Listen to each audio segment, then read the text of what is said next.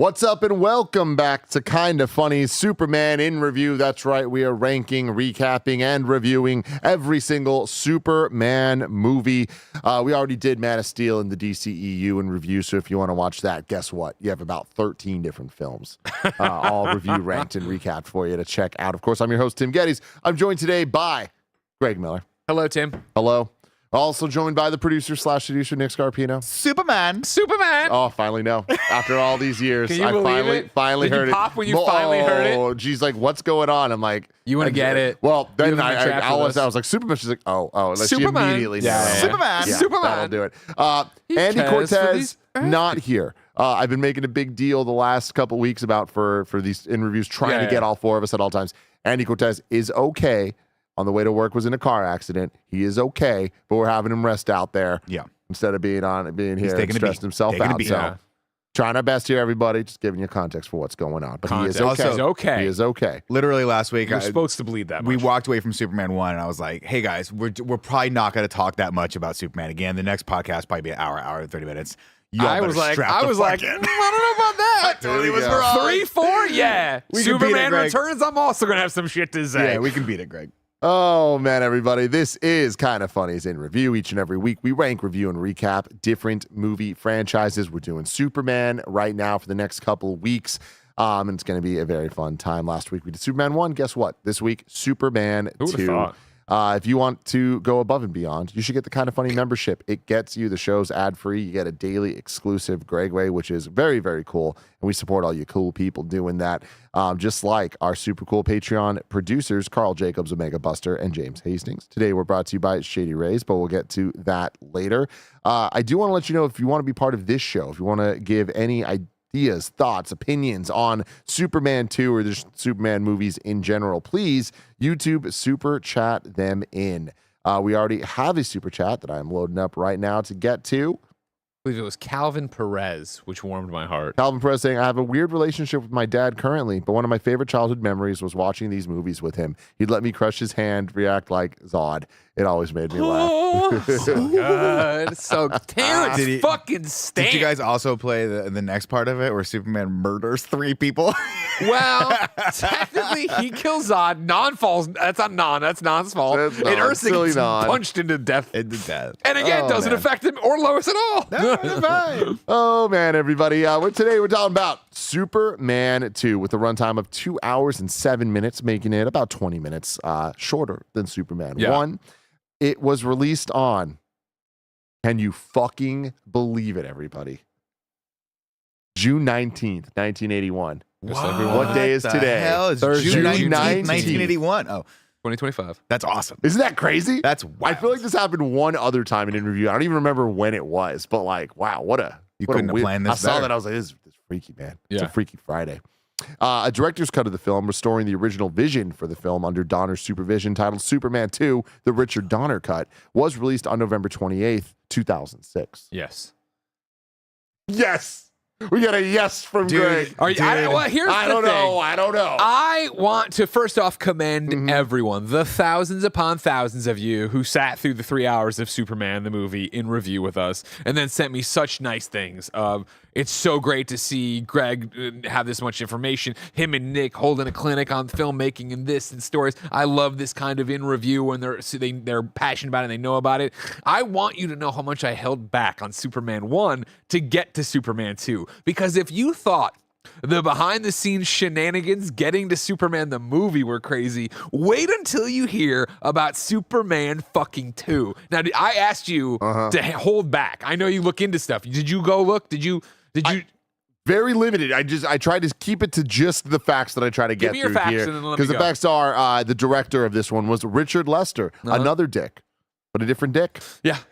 This is the Three Musketeers / Four Musketeers. Best known for the fast-paced, flamboyant directing he brought to his comedy films, most notably the Beatles vehicles, A Hard Day's Night, and Help, which I'm really excited about because I love those movies. Yeah. Growing up, those you were watched those, these. You talked about this a lot. yeah, those Or you have are talked like some of about my put them on every goddamn day. Yeah. Obsessed with them Sure. things.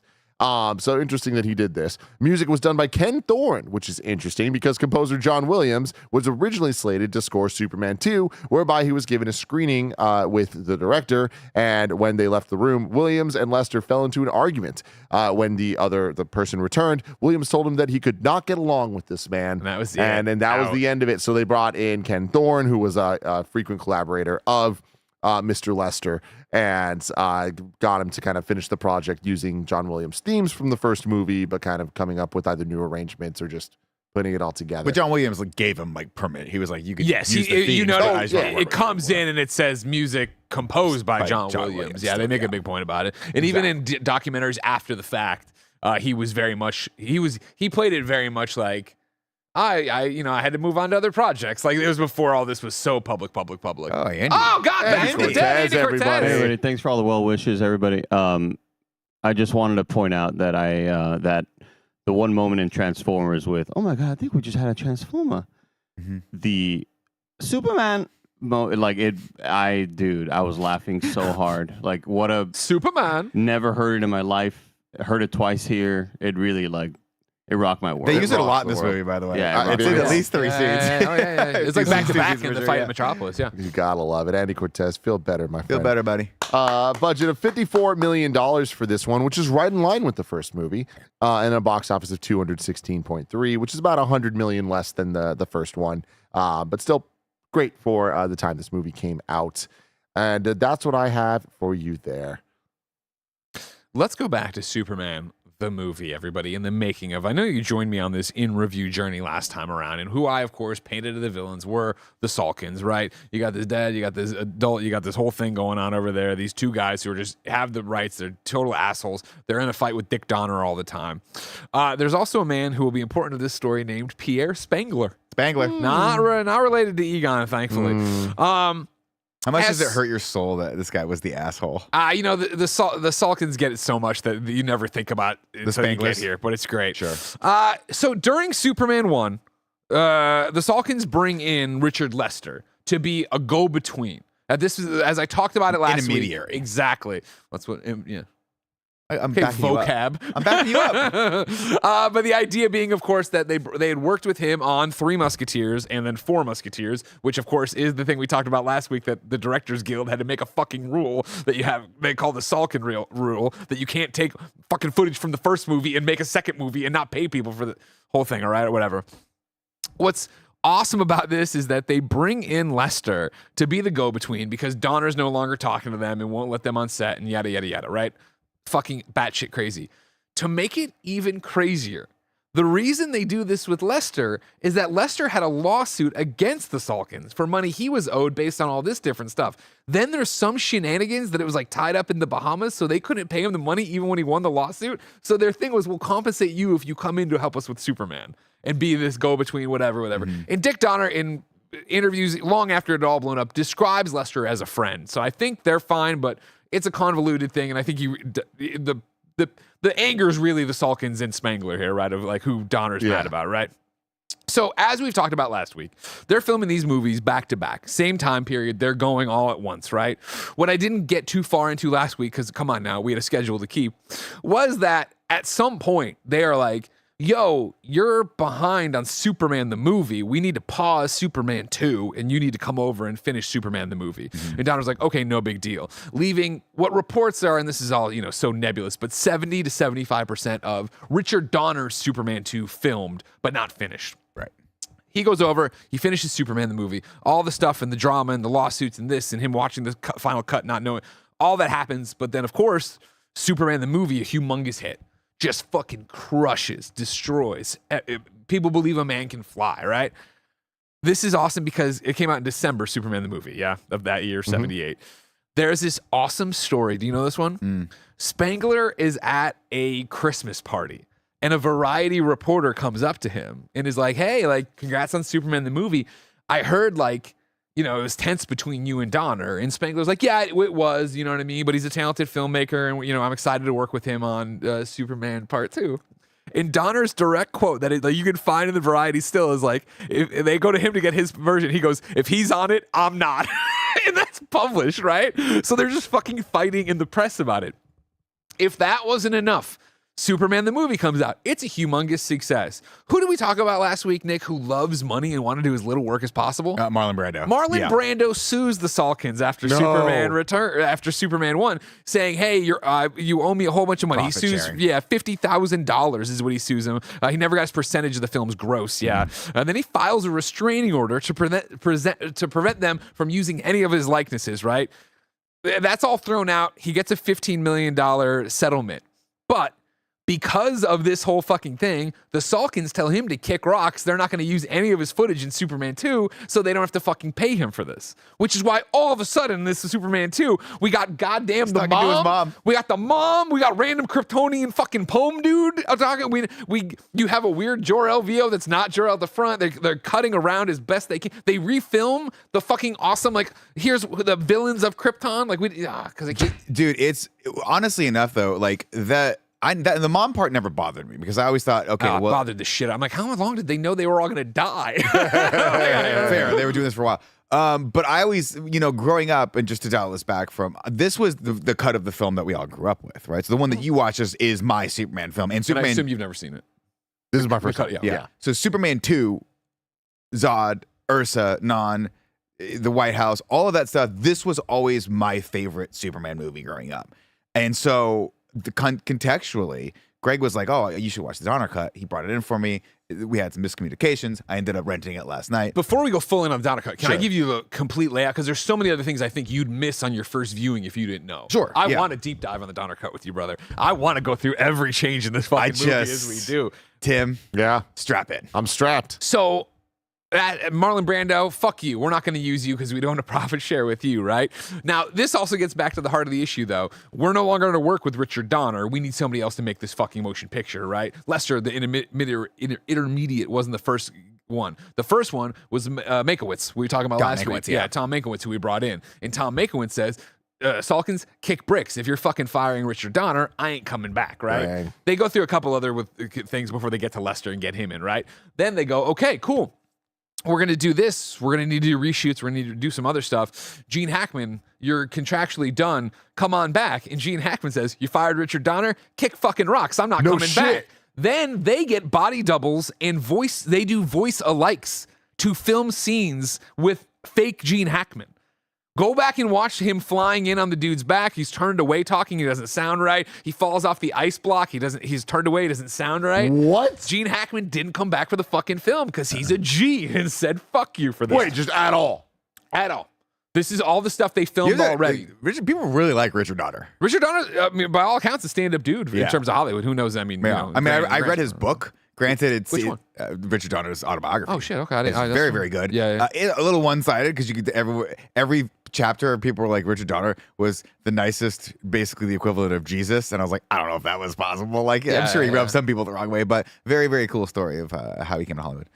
Christopher Reeve. Mm-hmm. Christopher Reeve. He was not in this movie? Superman. No, he's in this movie, but barely. Almost didn't be in this movie because the Salkins sued him, claiming that he walked off the set of Superman the movie too early. They figure this all out, but the problem is his contract had expired by the time it was time to go do Superman 2 reshoots and all this shit, right? To go film new stuff, which we'll talk about in 1 second. So by the time they figure it out, he's filming Somewhere in Time with Dr. Quinn, Medicine Woman. Jane Seymour. Thank you. Yeah. A movie I've always wanted to see because I get TikToks of it. Never It looks really watched good. it, no. Anyways, though, he's filming this and basically... What is your algorithm? Christopher Reeve. He's wraps that up, and it's like within 5 days of finishing that, he has to be on set to go film it, which wasn't. So they get into this whole contract negotiation thing, which eventually gives him more creative control, which will be an issue when we get to Superman 4, The Quest for Peace. But we'll talk about that later. No future spoilers. I keep talking about reshoots and new footage. This is something we talked a little bit about last time, right? The deal is, and I got to make sure I get my percentage right, the Directors Guild of America needs the movie to be 40% or more of Richard Lester for this to be a Richard Lester movie. So remember, Richard Donner had directed roughly 70% of the movie already. He had already shot it because they were So shooting rather it than come together. in and do the 30 to 25%, he could do that, but then Donner gets the credit. The Salkins don't want that, blah, blah, blah, blah. Lester goes to Donner and is like, hey, would you be interested in a co-credit? And Donner's quote is, I don't share credit. kick fucking rocks. This movie should not have worked at all. We shouldn't even talk about Superman 2, let alone the fact we're talking about the fact that there's another cut of this movie. And look at the fucking universe you live in, everybody. If you didn't believe this was Greg Miller's universe, Greg Miller is cursed not once but twice with a Superman movie having a director's cut that's inevitably is better than the dude. Go ahead. So I've never seen this director's cut. And just anecdotally, I was like, I'm waiting for Dune Awakening to update. It's going to take 20 minutes. I'll rent this. I'll fire it up. Holy fucking shit. Imagine a movie. Imagine any movie you've ever seen. And they've shot 70% of the fucking movie. And you go back and just redo 40 or 50% of it with totally different scenes and actors that look like they have aged 5 years in between scenes. I believe it's 2 years. But those are fucking hard. I smoke Marlboro Red. Like, I've lost all the weight from being Superman. I am not buff anymore. Margot Kidder is like, she does not look the same. No, Margot Kidder definitely looks different, especially when you go back and watch the Donner cut, because there are moments where you're like, she looks like she's 23 years old in moments.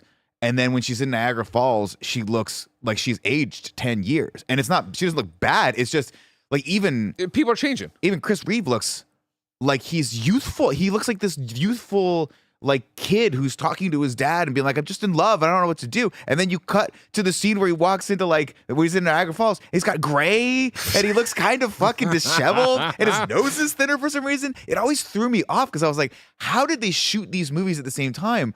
But you look at Margot Kidder, there could not have been that much time between, but 2 years is actually a really freaking long time. Especially for where they are in their age, right, as they were doing this stuff. The one thing that I want to toss out that I love about this that I didn't know, I was watching, I actually watched, it's funny, I had been, in the lead up to this, I was like, there was a Superman documentary I watched that had a whole bunch, and I couldn't find it, and I was watching, like, behind the scenes featurettes, I'm like, this wasn't, and I found it today on YouTube in multiple parts, and it was like, so you think Man Can Fly or whatever, it must have been on TV somewhere, but I missed it. I don't remember this. They have a whole chapter about Crisis and how bad Superman 2 is, not in terms of the movie, but in terms of all the politics. And they talked to the Ursa actress there at one point, and she's like, Sarah Douglas. I'm the only person they sent out during the movie across the world. Yeah. Because I never was a part of any of the drama and I didn't see any of that, so I could go out and not be a part of it. Other people couldn't. And they cut to Margot Kidder and she's like, a reporter asked me about the Salkins and I said, they're beneath contempt. And they put it on the front page. She's like, and that kind of made things worse for me in the future. Yeah. Yeah. Wow. Weirdly enough, too, is a little bit of a trivia for her. I guess for some reason, because like 99% of this movie was ADR. For whatever reason, they apparently ADR'd her with the actress from the third movie. They had hired her because they sound similar. No. Yeah, really? that was a piece of trivia that popped up. So I don't know. When you watch the third movie, you know what I'm talking about, like the sister. Lucy? The older woman's sister, like you in Superman 3. Yeah. Yeah. For whatever reason, they were like, she got Margot Kidder's lines? No, not Margot Kidder. Sarah Douglas. Superman, Ursa. Thank you. Okay, I was like, Margot Kidder did not get. Okay, now I'm Margot caught. Kidder. My apologies. That was weird. Sorry, little piece of trivia. It's okay. Any Anyways. behind the scenes stuff you want to keep going with? Or do we I want mean, to get that's the the stuff. thoughts And on then the to your movie? point, like, it's to your point of, you think about how old I am, of course, and how young the internet is. So I had heard these little stories and quips and things and like that and blah, blah, blah. Then to get to 2006, where the Richard Donner cut is released. And again, like, was it pre or post Returns? Because 2006 was Returns, right? Post, right? I don't know because my collection, I have the collection out there that has all of them. So this came out November 28th. This came out June 28th. Returns was June 28th, and Donner cut was November. So that Gotcha. that kind of makes sense, and there's parody there, right? Because doesn't Returns kind of all right.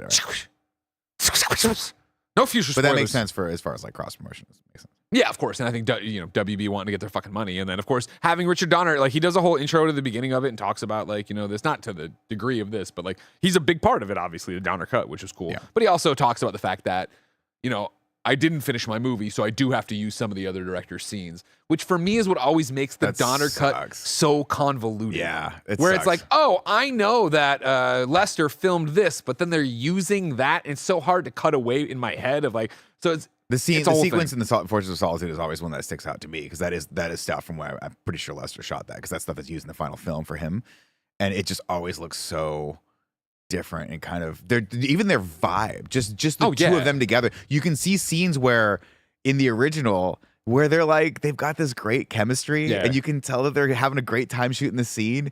And then you get to some of these other scenes where they're like in Niagara, or like the scene where she falls into the water Yeah. and stuff. And you're like, this is so bogged down by, you could tell they didn't want to be here. I don't know. Maybe I'm headcanoning that too much. Yeah, that's the thing and that's where it gets muddled, where I'm never sure 1,000% what scene was what and how blah blah. So I know. But I think you could tell. Yeah, I know. Because But there's well, a I mean, moment- the whole thing with Lester and like he's been vocal about it too. And I forget you called out the films he did really well. Hard Day's Night and all that stuff, right? Like in interviews about all of this, he's like, "Listen, I came in and it's no longer Donner's film, so I go and inject my form of slapstick comic booky stuff." And yeah, that's where like the fight for me, like the fight in Metropolis, right? When like there's a dude roller skating backwards, there's a guy on the phone in a phone booth who gets blown over and then keeps talking. He gets laughing. It's like that's fucking dumb, but that's him, and it's so fucking dumb because it's mashed up with all this Richard Donner stuff of the verisimilitude. Here we go. We're going to make this all so believable. And then it's like,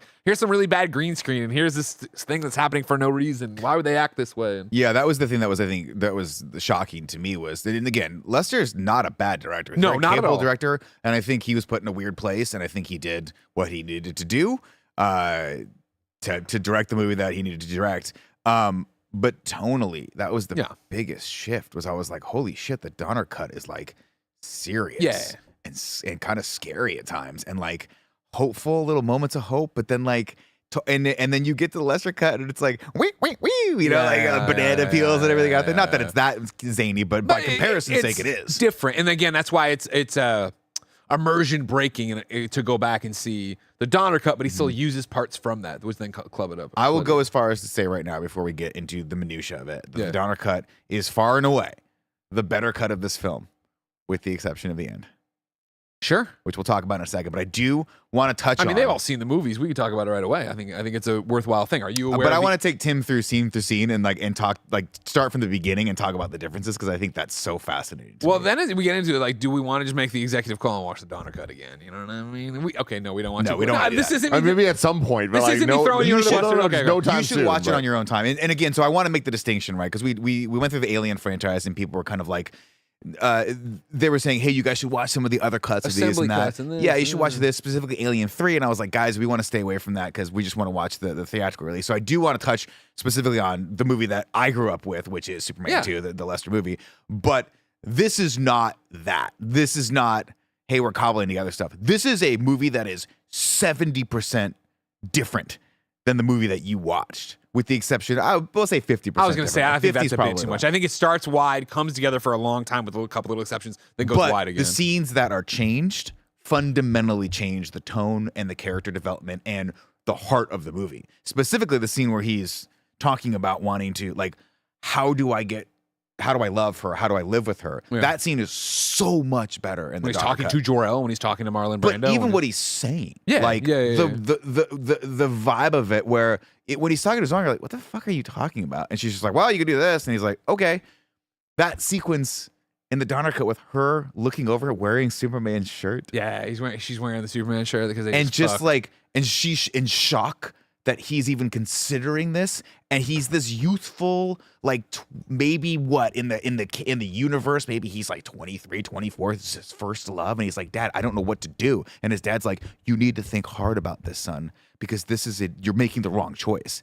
And it's that you were set here to protect them. Totally, don't I deserve happiness? Don't I deserve happiness? And it's totally that conversation that a parent would have with their kid. We're like, you're fucking up, man, but you got to make your own choices. And then how that arc ends up and what he says to him when he wants his power back. And it's so much fucking better. And it's the heart of the fucking movie. And you just don't get any of that in the Lester cut. And same things for the, I saw this broken down, but it was like the journey of, okay, I need my powers back, right? And this movie, he gets the green crystal and we cut away, right? Where the Donner cut, it's Marlon Brando or Jor-El sacrificing his power. The father becomes the son, so he can go do the thing. Well, we don't cut away in the first one, right? We get the green crystal and we see Superman again, and he flies toward us. No, he? you do this. Not no. Okay, man. You get the green. You're thinking of the opening of Superman the movie. Right, yeah. No, here we get instead cut to the Daily Planet. Where even the fact that the fucking ice, the crystal machine, was just a different prop in the other movie. It's crazy. Wild to me. It's crazy, man. Like, literally, at one point, Tim, he's like, well, there is one way to do this, but it's very permanent. You have to, like, we have this machine that'll take away your powers.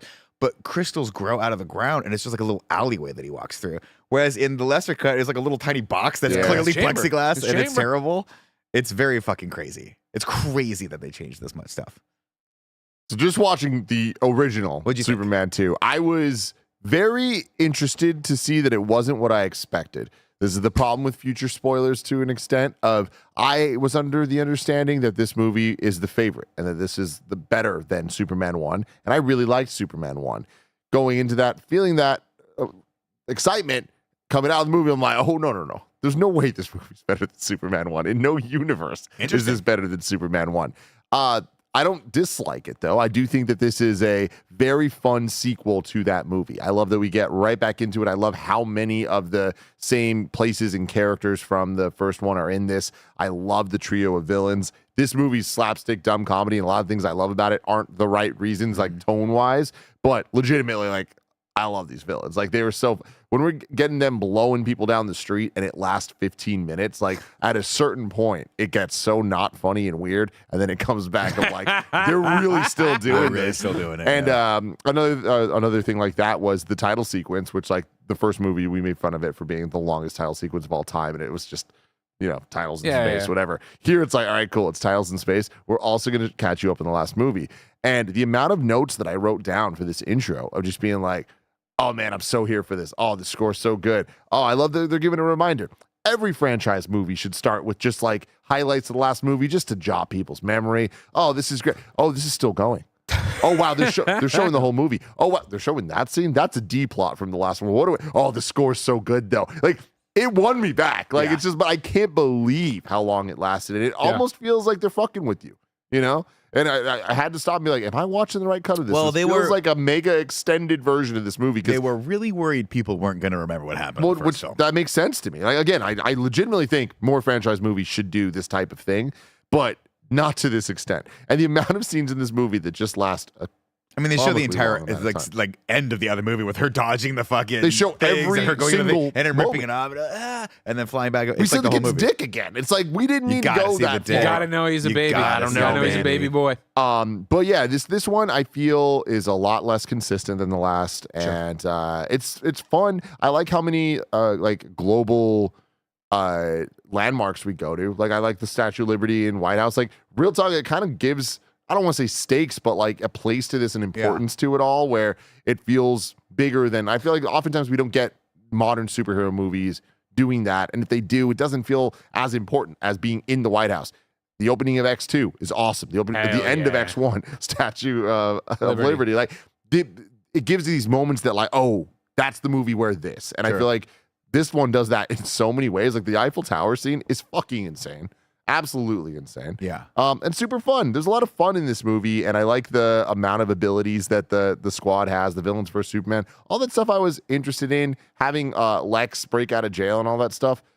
I'm so happy that they were back. I didn't expect any of them to be back, let alone all three of those guys. So that stuff was like hilarious. The hot air balloon, all that. I'm like, this is such a leaning into the more Adam Westy Batman vibe to Superman. I just didn't expect to see. My biggest disappointment with this movie is I really loved Lois and Clark together, and Lois and Superman together in the last movie. And the scene of them kind of like on the patio and all that stuff, I was like, God damn, this is like some of the best superhero relationship stuff I've ever seen. I hate them together in this. I do not like her as a character. Yeah. She's very weird and very mean. She's so mean to everyone, and specifically to Clark and Superman. Like, their relationship and essentially him deciding, I'm giving up my powers for you. As they were doing that, I'm like, the only reason she likes you are your powers. Like, that's what this whole movie is kind of showing us. Like, I don't know what they were trying to go for there, but I think, again, it really didn't work for me. For me, this is one of those things where it's the two plates, the two different movies colliding and coming up and it not working well. I think, again, the Donner cut is something you really would appreciate. Because, again, like, the Paris stuff, all that opening, that doesn't exist. That's all Lester. So the Donner cut is Clark coming into the planet, Lois is there chilling out, and then she gets an idea. And she draws the glasses on a photo of Superman, puts the same hat, like, and shows it to Clark, and they have this relationship that isn't the negging of this going on, blah blah blah blah. And eventually, even when they do put it together, and just like, again, I'm not here to talk. We're going to talk shit about this movie for sure. But like the honeymoon thing where he falls in the fire. I don't know why I did that. Maybe I wanted Maybe to. you Blah wanted blah blah. to, yeah. It's like if it's your first viewing or whatever, fine. But like they in the Donner cut used the screen test for Margot Kidder and Chris So Reeve good. when he was reading with all the different Loises, and like the chemistry here, how intelligent she is, how intelligent he is, the way they go back and forth is amazing. And again, it would give you, I think, more of what you liked from number one because that was all Dick Donner. Well, Yeah. let's start with the very very beginning, right? Which is the Paris scene, right? In sequence, right? They've caught us up because we didn't have the internet in 1981, and even me as a kid probably would have been like, I fucking can't remember what the fuck happened in the first movie. It was 2 years ago or 3 years ago I saw it. So they were worried. They were like, look, we gotta have a scene. It's cool. We got this Paris scene with these incredible French terrorists who have an H-bomb in the Eiffel Tower or whatever. Why not, dude? But in the original draft of the story, and again, remember, this is the craziest. They were shooting these movies to be a continuation. It's not Superman like 1 and then Superman 2. It's Superman like part 1 for all intents and purposes and Superman part 2, right? Like these are supposed to be like just a continuation of the story. So much so that, would you believe, Tim, the nuclear weapon that was supposed to blow up and get them out of the Phantom Zone was one of the missiles that Lex shot and he throws into space. That was what was supposed Movie to happen. opens with that happening and him pushing it up into space, and it goes out, Superman explodes. tumbling back, and then it That's comes so out. much cooler. It's so much fucking cooler, right? So much fucking cooler. And it Also very just coincidental, but so much Yeah. cooler. All of this very coincidental. The Well, Phantom Zone's just passing through our section of space. Well, Yeah, no, but in the Donner cut, they show that like in order to get Superman to like Earth, whatever, he goes through like some sort of black hole-ish kind of thing, and the Phantom Zone gets sucked in there too. So trajectory-wise, they're on the same, but one's a ship and one's just kind of floating. Whatever. I'm making Took all us this shit 30 up as I years go. to catch up to this point. Right. But- Well, let's but stick it's with fucking our, cool. our thoughts real quick before we then get into the plot. Sure. We can actually like Then break we'll start all intertwining the plots. Yeah, Really exactly. confusing. Nick, what are your thoughts on Superman 2, the Lester cut, and now that you've seen the Donner cut, how do you think they fare together? Growing up, we'll just start with the Lester cut. Growing up, this was always my favorite, right? Because for one reason only, this is the only Superman movie up until this point that actually had Superman fighting super villains. Villains. He had somebody to Right. face off against. And it was scary. And when you were a kid, you're like, he can't beat these people because it's 3 Superman. And they make a point of that. And I think they really hammer that home. And it's scary, right? At some point, Superman, you see him realize at the end that he's like, fuck, I got to get out of here before they destroy Metropolis. But everyone calls him a fucking coward. And because he has to leave, he has to go outsmart them, which I always thought was really cool. And I love that he has to outsmart them. I love they set up the thing. So I absolutely love this movie. Watching it back to back with Superman 1, I do agree that Superman 1 is a better overall Superman experience because it has those hype moments. It has the helicopter sequence, right? It has him being Superman and the wonder of saving Air Force One and then taking a cat out of the screen, giving it to, and that's just so beautiful and charming. And I think their relationship and their chemistry was so solid in that. And you could just tell that movie has something special. It has issues, but it has something special to it. Watching this again, it is lesser in my eyes, not by much, but it is lesser because it is missing those heart. Then you watch the Donner cut, and all of that heart and more comes back in, and it's wild. It's wild how much I liked the Donner cut as opposed to the Lester. That was your cut. first time seeing it? My very first time seeing it, because of that screen test moment, because you see Margot Kidder and Chris Reeve when they're like, I mean, that makes total sense now because I was like, why the fuck do they look 2 years younger in these scenes? Yeah. Because you don't have those, we have to shoehorn in and make this footage kind of work. You have this nice through line story that really is the continuation of the first movie, and you can see what the vision was, and it's almost heartbreaking because you're like, we were they robbed didn't of it. quite We get were robbed it of it. because they had to fill it in with a bunch of the scenes where he's like, you know, they just ran in the Donner cut version. They just cut to the middle of them having dinner in the Fortress of Solitude. He's got the fucking flowers in the back. You're like, how the fuck did those get back there? It doesn't matter. Donner cut's amazing. I still love the Lester cut. I will always love Lester cut. I loved watching it growing up as a kid. It was always on TV. But yes, I think if you haven't seen the Donner cut, I think it's on Amazon Prime right now. You have to buy the HD version, but it's $9. It's worth it. It's really, really cool. You guys should check it out. What's hilarious about watching it on TV is that like it's almost a thing of, until DVDs I think came around and showed you deleted scenes, it was almost a thing of urban legend. Because people would watch this movie and there'd be all this shit inserted on different channels or different networks and like, wait, where's Superman cooking with his heat vision in the Fortress of Solitude? And you talk like, I don't know what the fuck you're talking about. That didn't exist. That exists. That footage has been used. Someone earlier when we were talking about the Kryptonians being murdered, they're like, well, don't forget, in one of the TV versions, they use the scene where the Arctic cops show up and arrest. It's like, There's so many weird fucking That little shit was weird. permutations. Yeah. There's a great scene I love of a deleted scene of when they land, when they're in Planet Houston, and I think it's the little boy who's like, whatever about don't hurt my daddy, or maybe it's just some other kid who's maybe even a teen, but Zod's like, nobody's allowed to leave, and the kid jumps on the horse. Have you seen this scene? Mm-mm. The kid jumps on the horse and rides into the distance, and Zod goes, "I said no one was allowed to leave." And he takes the siren from Non and throws it like a football all the way up, and you just watch it come down and goom. And it's just a giant. No, it's there. He's so far gone. It's this giant dust cloud explosion, and one of the ladies go, "He was just a boy," and Ursa goes, "And now he'll never be a man." And it's like, oh shit. so fucking cool. Well, dude,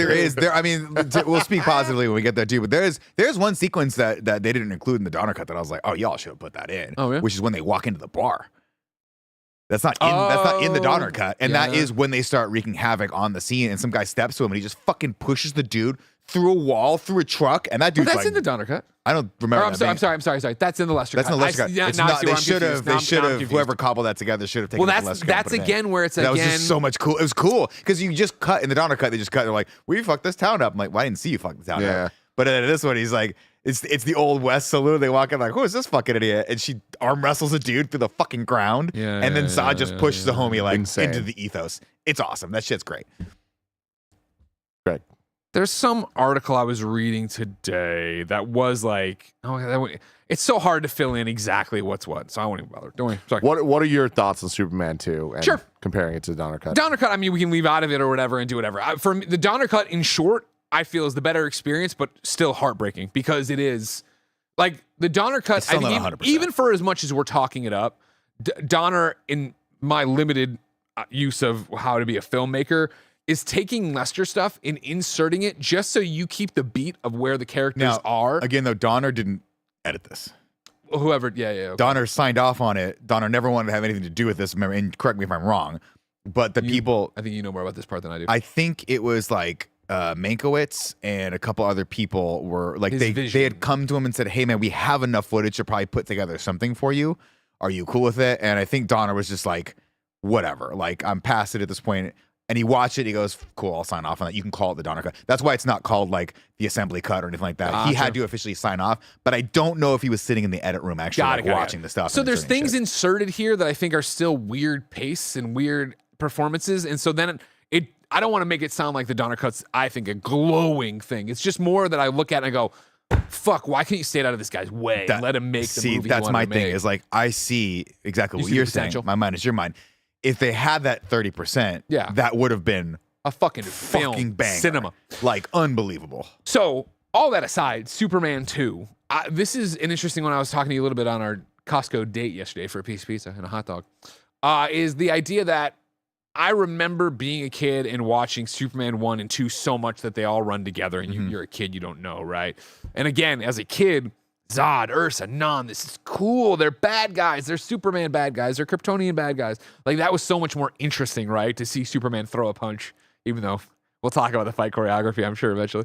But as a kid, you're like, that's slow and steady. Fucking cool. You know what I mean? Versus, like, Lex Luthor in a real estate plan.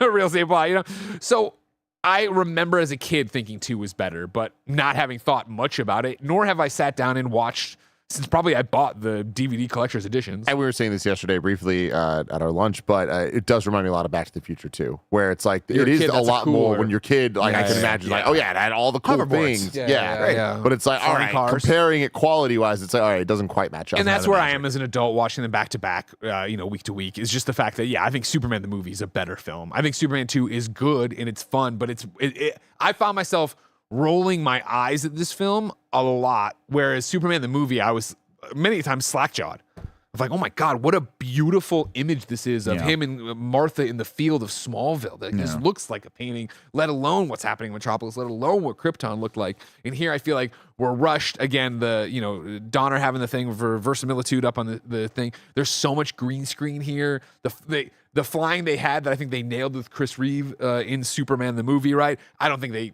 even come close to that with the 3 villains who are clearly on like blue screen surfboards. They're not nailing the movement for sure. But I think also I read a piece of trivia that Lester was like, "Hey, I want to simplify the cinematography in this because I want it to be more static. I want it to be more like a comic book still. Yeah, which and that was not one of the smart. things. To your point earlier about his filming style, which again is way out of my league. But watching this documentary clip today, and it was the actor who was I think, talking about it, but it might have been somebody else. Doesn't matter. Talking about the fact that like. It was actually Terrence Stamp, I think, who was talking about, like, he was like, hey, Lester did the best with what he could. Yeah. And, they brought him in because he is a frugal and economic director. And so it is that he was using 3 shots, which the cast hated. 3 shot because you setup. you didn't know where to make your close up or wherever to mug to the camera or whatever. And it would be like, all right, blue, red, go there, go.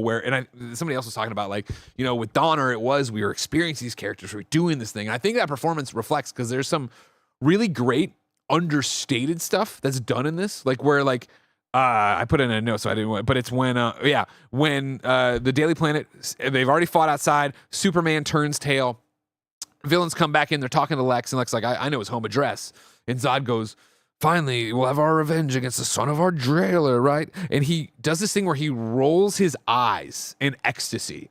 And I'm like, damn, like that is such a good like just moment of like Zod, like telling me, an idiot watching it, of like, that's all I need to know how badly he wants this. And that comes at the end of the film, where several other times it's done. It's just like, why? Like, why? You're really mad? What's going on? I will say, just as a notable note, Here's a notable note. I like Lex Luthor way more in this movie than I do in the first one. Do you think it's because you get a little bit less, or because I think it's because they give him more to do. I think it's because the dynamics of him. I always like the dynamic of him having to sort of like figure out how to overcome and dominate these superhuman beings. I love that. Right? There's a Really, wonderful really cool moment, dynamic. and watching the movies 2 or 3 days apart, you can kind of pick this up. A great moment where he's in the White House and he's about to talk to Zod for the first time, and he pauses for a second. He kind of pauses and like kind of gets meek for a second, and then kind of walks up to him and goes, General, Supreme, whatever. Yeah. Like, and starts like playing to his ego, and I'm like, fuck, Hackman was good. Yeah, Hackman was good. fucking Hackman was good, man. So wait, I'm a little confused. So Hackman was in this movie. Yes. Oh, But it's Hackman was just old in the movie. footage. All the Donner footage of Hackman is used. Got it. When they were Okay. like, we need to film, or reshoot or do whatever Okay. to hit this 40%, he was like, fuck you, I'm not doing it. And so he didn't come back for pickups they or needed reshoots to or fill inserts. some stuff with Yeah, him. yeah. So yes, he is in this movie. They did film his scenes in the movie, but they needed, call it, 5 more minutes or 10 more minutes of Yeah. footage of him, and he was like, So there's a fuck lot of you, workarounds I'm for done. that. Same with Chris, Gotcha. same with not with Chris. Chris Yeah, came you back. came back. Yeah. Cool. Cool.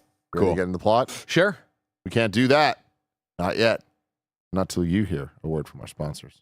Superman. This episode's brought to you by Shady Rays. Get ready for the season ahead with quality shades built to last. Our friends at Shady Rays have you covered with premium polarized shades that won't break the bank. Shady Rays is an independent sunglasses company offering a world-class product rated 5 stars by over 300,000 people. They have hundreds of options to choose from, so you're bound to find the perfect pair to match your style. If you don't love your shades, exchange them for a new pair or simply return worry-free within 30 days. There's no risk when you shop. Their team are always there to have your back with personal and fast support. Y'all know I've been outside a lot playing Pokemon Go, and it's such a great experience wearing Shady Rays when I'm out and about looking dope. Exclusively for you, Shady Rays is giving out their best deal. Head to shadyrays.com and use code FUNNY for 35% off polarized sunglasses. Try for yourself the shades rated 5 stars by over 300,000 people. Again, go to shadyrays.com, use code FUNNY to get 35% off polarized sunglasses. Andy got rear-ended, so I wrote the song. Andy got rear-ended. It's time for the plot. Boom, boom, boom, boom, boom, boom, boom, boom, boom. What's up, everybody? Welcome to Superman Watch 2, out the for theatrical. Toyotas. They'll come from behind real hard. He's eating Advil like candy. One of his Why eyes did he doesn't go work to the anymore. hospital? Anyways, it's Superman 2, everybody. Let's begin. Back on Krypton, but not the Krypton you know. No, man. Let's insert a weird bad green screen of him fucking going up to a stormtrooper. It's not. He's trying to knock someone. We go to his little pad. What the fuck are we doing? Very weird. Music though, so good. The Krypton theme, Yeah. Oh, of awesome. course, of Didn't course. realize I Always loved hits. it till it played Really? here. You didn't realize you loved it? Well, because the Oh my last goodness. time I was all right. I got Superman. I love the love theme. I love the Sure. Lex theme. But Krypton, I was like, I just don't remember. And here I'm like, I guess I did. Good stuff. I think I misspoke last week because I was like, oh, the music at the beginning of the first one was like really sci-fi. Like the Krypton theme has like that stuff. That's not how the first one starts. The first one starts with like the fanfare of like the fucking French horns and shit. And this, I think, starts with the exact same footage, right? Or am I crazy? Doesn't it start with a fanfare? It doesn't really footage because it's what you mean footage in terms of what we're seeing. Or do we just? What's the first thing we see? Isn't it the same fucking flyover shots of Krypton? Yeah. Anyway, sorry. Yeah. But not nearly as cool. Kind of a but you're bummer. there and you think you're getting the same stuff, and it's not. It's this new thing. That's weird. And then it's all of them. Zod brings out a red crystal and breaks it apart, and he looks like, I did it. And, oh, they all get caught immediately. Then they're on trial immediately. Some other Jor-El VO that isn't Marlon Brando, but they hope you don't notice. Then it's the guy saying, guilty, guilty, guilty, right? Thing tumbles in. They're sucked up. They're in the Phantom Zone. Out into space or whatever. Cool. And then we get into the business of the credits, right? And again, as we talked about it, let's watch the whole movie again. Yeah. Again, there's more good than bad there for me. Like I feel like they could have tightened it up a bit, but they didn't because they had the banger John Williams score. And they're like, we can't cut the song. We got to keep going. You gotta go. 100% true. Yeah. I'm all in. I thought this was rad.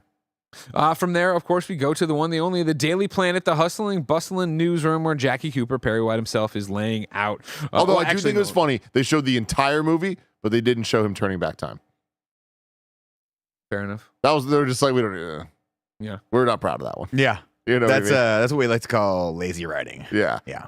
Everything else though. They Well, showed. let's just talk about it now. Yeah. So let's talk about it now. What do you gotta What talk are we about talking about? We're going to pull over and talk All right, about the let's Donner pull cut over. stuff. Uh-huh. You talk about lazy writing. They are filming Superman the movie. They are making Superman. This is Richard Donner's own words, not mine. They are making Superman the movie. And it finally dawns on Richard Donner, I don't know how I'm going to end this picture, he says. I don't know how I'm going to end this movie. They're making the movie. I don't know how I'm going to end it. And so he goes, you know what I'll do? I'll steal the ending of Superman 2 and put it on Superman 1. And then by the time we make Superman 2, finish Superman 2, I'll have a new ending written. So Superman is supposed to rewind time in Superman 2, not in Superman 1. So as you talk about lazy writing, it's also this weird to thing. catch you up, the Donner cut ends with him rewinding time again. No. Because again, stop. It's again, but I don't think it was ever supposed to be again. Well, but it's first off, Time travel always fucks things up. I don't know what it was supposed to be or what it was not It's supposed too to be. meta. The way But Donner imagine my says, surprise when we get to the end of the Donner cut. Yeah, and they have this fucking great scene with him and Lois where he drops her off, and she's just like, I mean, what do we do? And he goes, tomorrow we're just gonna be Lois and Clark, and she goes, yeah, but I guess I'll just be slightly less mean to you, and it's sad. Exactly, yeah. To your point, And of, they're like, fucking Clark and Lois. crying, and he's like tearing awesome. up. It's awesome. Fucking awesome. And then he flies away. We get that shot where she's on it's just that sad kind of hunting shot where she's just alone on her balcony, and then it cuts to Perry White brushing his teeth, and If he's lying, he's dying. Perry White smoking a stogie in the bathroom in his robe, putting about out to brush his teeth. toothpaste, and it goes down, and then it slows freezes, down, and it starts and then going it comes back right up. back up. Now, I'm like, no fucking way they're gonna end this movie the same way they ended the other one. Sure enough, footage probably from the first movie. I imagine him rolling the fucking thing Again, just to make it clear, the reason this is that it was not supposed to be the second time he rewound time. Right. It was supposed to be the first time he rewound time. But here's the big issue, right? Is he starts rewinding time. Now, rewinding time always gets time travel, whatever, Stupid. always gets stupid. It's fucking dumb. It breaks the movie every single time. But I was like, all right, whatever. They didn't have an ending for this. We're cobbling together. This is an edit, whatever. You can. Everything starts rolling back. All the events of the movie is just completely undone, right? Zod and Ursa and Non back in the Phantom Zone, flying backward through space now, because apparently when you roll back time on Earth, the entire universe rolls back time, right?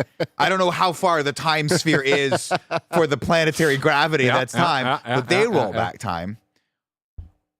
And then the movie is about to end, and Clark Kent walks back into the diner. Now, if we rolled back time, at no point would they have had that interaction where the guy beat his ass, but Clark just fucks this guy up.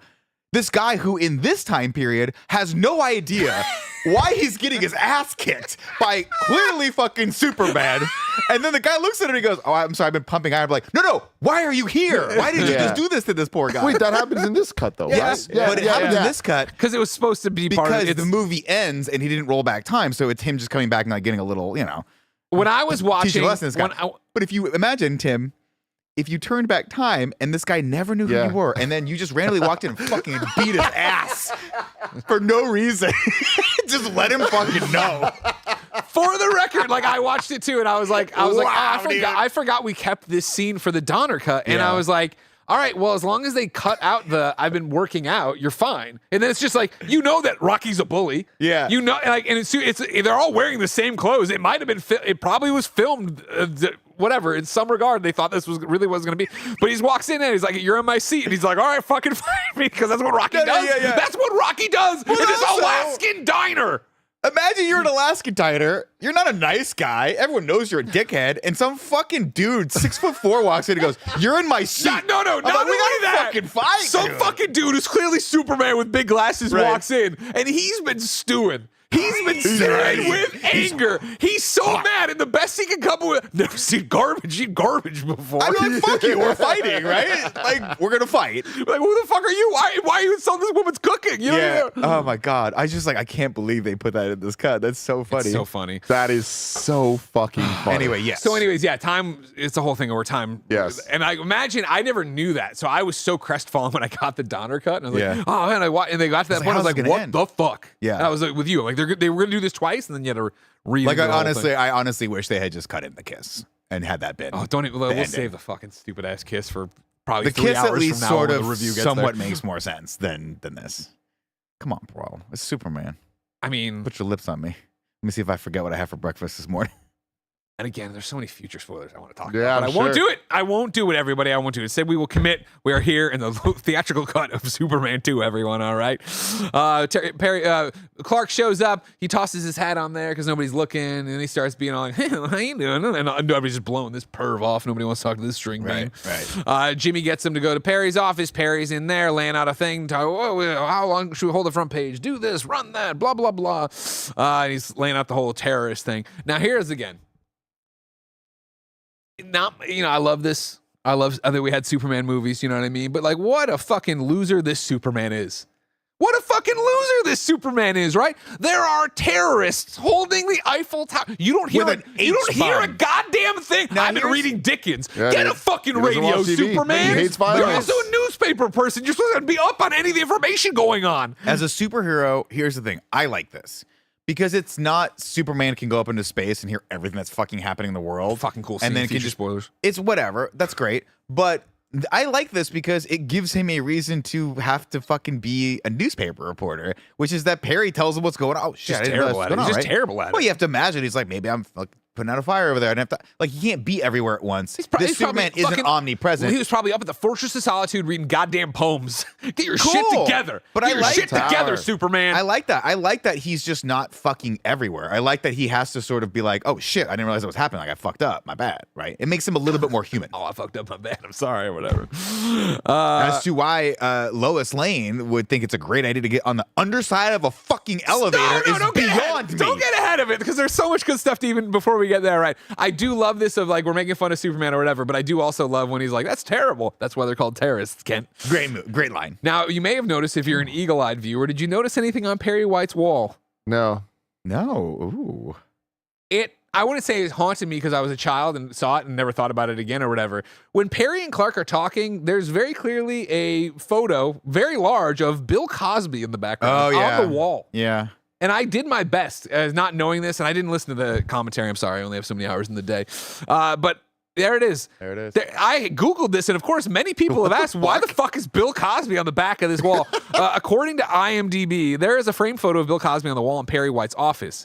In one of his early stand-up performances, Cosby did a skit about Superman. It can be heard on his 1963 comedy album. Bill Cosby is a very funny fellow, right? Yes. For context, everyone, if you're not aware, Bill Cosby was very well loved back then. Oh, for a long And time. nobody knew he was Hannibal a Buress blew him up just what a being. decade ago. Nobody knew what that. Nobody knew that. Yeah. But back to it then. Yeah. Sorry. Just so far in this movie, and maybe I'm jumping just a little ahead. Go but just for it. give I me don't the mind. space to- We're having fun. Um, Andy's dead. The tone of this movie feels different than the tone of the first. It does already feel, even in Daily Planet, it feels even more comic-y, I guess might be the word. But it had a vibe to it that felt very, this is a sequel. So I was convinced that Lois was going to be recast. It just had that vibe. Yeah, and yeah. like the way that they were kind of holding off, like we knew she was about to be there, but they were like holding off a bit for like the character reveal. It really felt like a lesser than type situation. When she shows up, I was like, I am shocked. I'm actually shocked. Because she had shocked. that, like, we're doing this again energy, you know? I love how shocked she is when Perry White's like, I sent her there. She's my best reporter. Put her on the Concorde. Did all this stuff. She'll have an interview with the hydrogen bomb. She's a fucking bulldog. And then she gets out of the cab and the cop's like, there's a hydrogen bomb. She's like, there's a fucking bomb? Yeah. Why am I here? We'll all die. Yeah. And I also love that like they give Lois just like no skills whatsoever. She can't speak She's a any bulldog. French. She got She has to do the thing. But I also love this moment too, because she's like, you don't know if she's fucking with the guy or not, because she's like, yeah, and she hands it to him and he walks away and she clearly like uses it to sneak It's just in. hilarious So that she's the guy grabs this, and maybe it was back in '80, but he gets like, I've never seen. And they've cracked our language. This is wild. What is this Rosetta What's Stone? next? They're gonna figure out how to cook croissant. Yeah, Like, yeah. what's going on? What are you looking for? I was keeping up. Oh, okay, cool. Yeah. You started looking like you were about to say something. I was like, no. So Grace. right here is where let's get through the Let's do it. Yeah, let's get through we- the Eiffel Tower scene. Yeah, so and we then get in talk about the there. She difference here. sneaks up there, right? There's the terrorists have a bomb, Does and she they also sneak have up there, an or does elevator. she just decide that it's a smart idea to ride on the bottom of the elevator and do nothing for She the rest figures of the scene? that she wants to be there for the first-hand account. She hears it all. She can write about it. Yeah. Also there, of course, is the Dursley dad pretending to be French when in fact he's British. They're trying to pull the wool over my eyes. I know what's going on We know over the there. truth. You filming all these Brits trying to say they're French. Lucy James ain't French. I digress. Yeah, so it goes up there. They got the bomb. Then we got the French police with their beep, bong, beep, bong.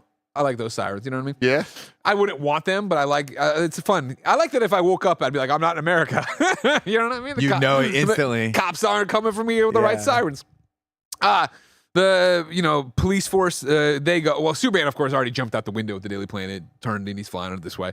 They use C4. Got They, the new version of the theme. A lot more drums, a little more snare People going love the on. drums in Superman 80s. stuff. They do. Oh, no especially the first snares sequel. in the 70s, all snares. You know what I mean? Well, they didn't invent it until 81. Yeah, exactly. The snare. And that was one of my things too. I was like, when I'm watching it, Jen was like, that planet doesn't even look like Earth. I'm like, when did we get that one shot? There's that one shot that everybody used on like Earth Day posters where we finally got a shot of fucking Earth. I'm like, did we know what Earth looked like? Did we know there was no gravity or stuff? Why? How are they talking in space? We'll digress. I love Doesn't these matter. questions. Doesn't matter. They C4 the elevator. They're like, we'll just fucking take the bomb away This from them. entire elevator scene's just fucking crazy. And like, again, not bad. It's just goofy as hell. I shouldn't be sitting here questioning every single thing she does. I'm like, is she really about to fucking go on her? Yeah, I guess she is. And then it goes up. And then when the bomb goes off and they drop, I'm just like, everything about this, it's so. Andy and I always talk about the Family Guy stuff of just like, I haven't seen this movie, but I have seen it because of whatever. Yeah. This is so tropey in every single way, but it's like, was this just where the trope came from? Like, this is just kind of like where these like high stakes things came from, where they need to make it so insane, where not only is she on the bottom of a dropping elevator, that even if she was just in the elevator, that'd be a problem. But guess what? There's also a bomb. It's like there's just so much going on. A hydrogen bomb and a level Paris. Yeah, of course, that does the kill switch. The bomb's going to go off. They're all like, "Suckly, blah." Fall. Superman catches it. Looks at Lois. She looks up at him. Great. The chemistry here. It's a reshoot, but I don't mind. Yeah, Bomb is in play. They I'll love each other. allow. The bomb is in play. Superman gets her out of there. Then there's a bomb. I know. Takes it all. Fucking destroys the top of the Eiffel Tower. Just blows it out. You Just know blows what I out mean? the Eiffel Tower's back. Takes it fucking right into space. Push. Boom. It explodes, and all these little cartoony waves come off. And Christopher Reeve goes, like, oh. The weird little tumbles, right? And then wah, and it hits, of course, the Phantom Zone, which just happens to be passing through our solar system right now. Shatters that. They all come out. And again, another cut that we don't get in this, but I love so much. The Donner, when they In go into the Donner Phantom Zone? cut. No, when they break out. Yeah. They break out in the Donner cut, and Zod just goes, freedom! Yeah. Or maybe free, I forget. But it's like this visceral, guttural, like he's been trapped in there a long See, fucking time. I like the differences, right? There's a lot more to it as they break out. And again, I don't know how much of this was them and how much of this was them just sort of like doing some computer graphics nowadays. But they break out and they all break into 3 smaller little Phantom Zones, and then those shatter, and each one of them like spins out and breaks out. But before we get that, we get a fucking awesome shot that I don't know. I mean, I have to imagine they shot there, where we go into the Phantom Zone and we see the living hell that is their lives as they're slowly screaming, and like, you know, there's like a blur to them, and it's just like this darkness. It's very, very scary. Shout out to Matthew Hidalgo for the super chat, letting me know the Roosevelt's Superman merch is live. I knew this was happening today. I meant to make a note, but here I am looking at it. Do you want to now. buy that right now? I tell Tim the difference between the Eiffel Tower scene and the Donner Cut. Sounds good to me. Yeah, sure. So there is no Paris scene in the Donner Cut. That did not happen. What happens is he walks in and somebody mentions to Lois that something about either Clark is super or one of those lines where she's like, they're never in the, yeah, that's crazy. They're never in the same place at the same time. And she looks at him and she's looking at a picture of Superman in the newspaper and she goes, huh.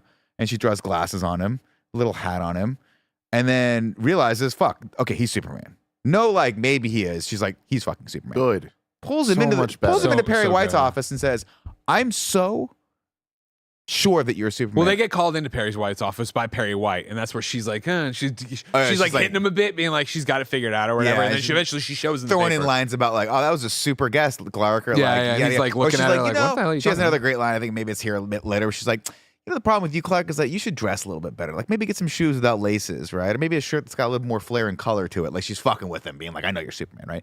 Perry leaves and she goes, I'm so sure that you are Superman. She shows him the thing, shows and the he's thing. like this. Yeah. I'm willing to bet my life on it. Gets in the window, jumps out. Holy shit. Just fucking cannonballs out, right? Clark, again, probably in a modern effect. Races out of the building. I don't think it's modern. I think Really? I think Fucking this is all awesome. done. Yeah, Just yeah. bam, like flashes out of the building all the way down, which you were like, why didn't you do that with a helicopter or something? Looks up at her, blows to slow her down, and then uses his laser eyes to hit the awning out. She hits the awning and just fucking catapults into the fruit stand and just like knocks her out. She's like, what the fuck's going on? And then he runs back up and she comes back in. She's like, what the fuck? Yeah. What It's the a fuck? it's an awesome scene of It's awesome. That's so much It's better. so much better It's than so the much Niagara better. one. And it's him out there blowing her to slow her down, heat visioning the thing, the awning. She bounces into all the food covered in fruit or whatever. So, of course, Perry White has now said, hey, you're going to do this expose up in Niagara Falls. That's all that shit's the same, right? We have a little bit less of a scene of them inside the room. I don't think we can even get them inside the room. It's more just a quick beat of the guy like, no, would you like to carry her over the threshold? Yeah, And and she's then like, again, well, you're I'm good. Yeah. That's lesser stuff. Kevin, if it's possible, can you throw up the link I just brought on assets? I'm not sure if I should buy this polo. I'm not a big polo guy. I like polos. I know, but I'm not a Get a big button-up. they have lots of button ups. This is a polo. It looks too busy. I don't like it. Yeah, you're not going to like that. I'm gonna You're go. not gonna wear I am gonna get this one. Everybody knows how much I like the Roosevelt shirts. They've been nice to send me a bunch, but I'm not gonna risk not getting it. I'll wear that shit.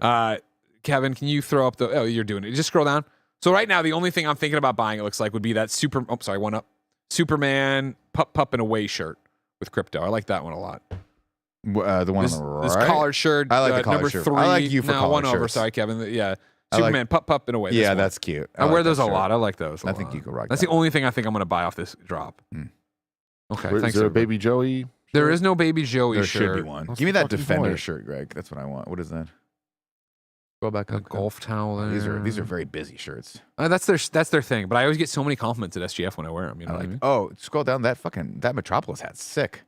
Yeah, I have too many hats. Jen's I always like, like we got that, too many though. hats. What's their I sports don't team want in to get divorced Metropolis? again. The Comets. The Meteors. Meteors. Makes sense. Yeah. So we go to Niagara Falls. Hold on, let me just. Well, you're not taking the reins here. We're just buying some shirts on a Superman show for Superman shirts. This Okay. scene is so much better. Thank you. Him running through the office and all the papers flying looks yeah. awesome. Yeah, It's 100%. awesome. Now, of course, there's moments in here where like they have to like CGI green screen him looking and stuff. Some is just not great, but Yeah, they just didn't yeah, have the Yeah, but coverage modern for at the it. time. Well, just the idea. But of it's like such so a much better scene, and it's instantly action, right? In a movie where we haven't really seen anything actiony happen, we get a Superman scene, which we should. We should have a Superman scene in a Yeah. Superman movie every like 5 minutes, or you're not gonna fuck a Superman scene, right? Or maybe not every 5, but every 10, 15 minutes. So I digress. Thank you.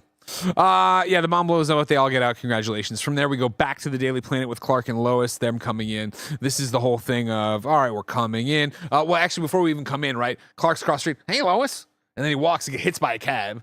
Oh, that's Totals great. the I fucking forgot about cab. that, yeah. Totals Didn't the like fucking that. cab. Yeah. Anytime, like, you know who did it really well? You guys like, know what who the did it fuck, really freak? well? Lois and Clark, the New Adventures of Smallville? Superman, the pilot. No, I didn't like how their bus crashed. No, But, not like, that. I'm talking about the part where he puts his imprint on Lex's Porsche, and Lex is like, I know you're fucking Superman. That was actually a whole great thread. But it's not even, it's his imprint of his body, really. Remember, if you remember in Lois and Clark, like, I think it might be Dean Cain's introduction as Clark Kent crossing the street and stops a bus to save somebody and put, like, there's a handprint in it. But nobody maybe knows that's about what I'm thinking, Superman and and I'm nobody knows conflating about that. And I like that bit of it. yeah. Yeah. Smallville, great scene where Lex loses control, hits Clark. And then, you ever watch Smallville?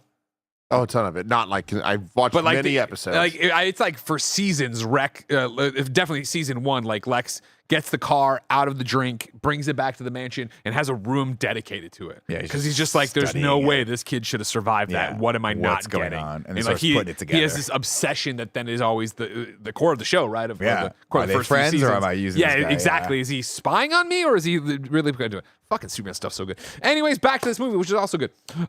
This is also where we learn Lois loves fresh squeezed orange juice. Yeah. And we'll get the slapstick thing of Clark squeezing his thumb. And then, of course, the pulled from all sorts of things, but Clark is jealous of Superman in bringing this up. Like, you shouldn't be jealous. You got a lot going for you. Blah, blah, blah. Stand up straight. Do the whole thing. Blah, blah, I like blah. the beat of comedy where they've juiced 4 oranges and it's like this much. Yeah. That was always hilarious. From there, we go to the penitentiary, where, of course, Otis and Mr. Luthor have been locked away and are now doing a whole bunch of laundry. They're doing everybody's things. And, of course, this is Lex Luthor, the greatest criminal mind. How do they reward me? With jewels, a house, or whatever? No, they put me here. Fifth, $25 life, Luthor. Back to work. I like that. But it's still, I love him or hate him. I love Gene Hackman, period. No, I will accept no hate there. I love Otis, and I love the interaction between them. I love it too. Very glad that Otis is just in this part of the movie. And that's the thing where it's 'Cause like, I think he his- leaves me wanting more in Superman 2, which I could have done more, but whatever. I like his, and we get a lot more Miss Tessmacher in the Donner cut. Miss I like Tessmacher. their dynamic more Yeah. because she's not stupid. Yeah. And In the Donner cut, there's a lot more of her getting There's a lot more of- the yeah. wordplay and her getting the last yes, word on him, and or then whatever. sort of like, messing with each other a little bit. But anyways, they're doing the laundry, they're doing the thing, and Lex reveals, well, my little black box is on. The little black box in a room, Mr. Luthor. No, shut up, you idiot. Yeah, you know what I mean, you nincompoop. I like that. I would have been like the little black box or the Star Wars projector that you've made. It's all part of the same little black box. Don't worry Is about it? Because I think the little black box is the radio that he takes with him with a shoestring. This one's Yeah, like, where did you get yeah. the technology to produce holographic images of people? And of this course- is the coolest effect in this fucking movie. What the little black box is chasing it can trace alpha waves. Of course, they lose Superman on their radar as he flies north. But Yeah. we don't know where he is. The alpha waves will trace the entire way, everybody. See, and this is why I love Luthor more in this movie. Yeah. Because he does stuff where you're like, oh, you It's figured out a way to actually track smart. You Superman. are smart. That's smart. Yeah. Are you really rich? Are you not? What are Right. you doing? One of my things that I really, a joke cut out but put into the Donner cut that I really, really like is the scene ends how it does in Superman 2, right? Alpha waves, whatever. In this one, though, Donner cut, it ends, but Luthor looks down at the sheets or even the underwear he's holding and goes, Feldstein's? "You missed, yeah. What is it? I don't remember the dude's name, but like basically like, like Hannibal Feldstein's. Lecter wets his bed, and then he walks away and gives it to Otis, and Otis hangs it and goes on the other side of the other guys. Hannibal Lecter wets his bed. Pass it on. And then he shuts it, and there's a guy just staring at him. He goes, "Hello, Mr. Lecter," and it's a cut. I'm like, that's a Stupid. good Yeah, joke. I it's like a that dumb joke. bit of Ned comedy. Beatty. God damn, you're great. From there, let's go to NASA. Let's check in on The moon. Cliff again. Cliff from fucking Cheers. The postman from Cheers, who I called out, of course, being Yeah. on a Navy vessel firing the rocket that He went was in wrong. the- he was in now the- he works at fucking NASA. Listen, he's Can you follow the bouncing come up. ball for a bit? My eyes hurt. I'm going to go hang out with Norm. Awesome. I love Cliff. This is John Ratzenberg, of course. This is You know him from Pixar. believable, right? Because obviously, if You got a were the- promotion. if you were the person in charge of losing not one but 2 nuclear weapons, of course you should get promoted. Give to him a work at desk job NASA. nobody cares about, taking care of all these astronauts in space. Nobody cares about it before you got. They've you been got there for 45 days. 45 Everybody's days, forgotten about but them. it's like an international thing. Like there's a Russian there, there's America there. It's pretty. Did great. we ever get those people off the space station we left up there? Remember when think- this is a thing? They were supposed to go up for like 2 weeks and they've been up there for months and months? I think they got down. Yeah. Did they? Okay. Can't keep track anymore. Anyways, though, they radio back up to a guy who looks like a Baldwin. He isn't a Baldwin, but he looks like a No, Baldwin. you know who he reminds me of? Michael Bean from. I always Yeah. keep thinking it's Alien, the guy from Aliens. Kyle And I was Reese, like- yeah. I was- yeah, it's not him. Terminator. That's Yeah, totally no. different. They came home. Thank He's you, a everybody. babe, They came though. home. He's a babe. They're home. They're home. We did it. They check in there. Just a little detente humor about them falling in love, him and Boris or whatever. And Yeah, like, he's like, we're engaged. Goofy stuff. He's been up there But forever. then, of course, at the very end, what do they see? Now this Drums. sequence. Ursa flies in. What did I must be dreaming. I just saw, we got an unidentified flying person. Weird piece of a trivia that I read too on this was I guess Feora was a character that had been in comic books beforehand, but for some reason they were like, we're going to change her name to Ursa. Easier to say. And then in Man of Steel, they're like, well, just change it back to Feora. But I always hated that because I was like, why didn't they just call her Ursa? That's stupid. Fucking just call her Ursa Non. But apparently they were like, no, we're being more faithful to the original comic Like, books. fuck Makes that. more I don't sense. like that shit. This shit. Going into this, like watching this movie, like when you were growing up, Greg, like did you know these characters? No. I mean, I was a kid at this point, right? When I'm, again, let's talk about the differences between Superman and this, that, the Born other. in 82? 83. 83. Yeah. So, like, I would have had no reference beyond these guys. And then I always found it weird that there's a seminal Superman story in Post-Crisis where 3 Kryptonian villains show up, and they're not Zod and these folks, but Superman kills them with kryptonite.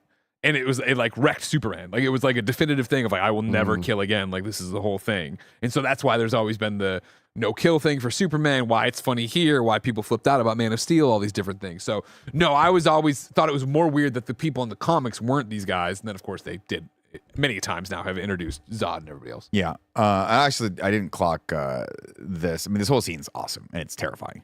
There's nothing scarier than having to move very slowly in zero gravity and then having people just be able to have these superpowers around you. But the way they kill these astronauts is just mean.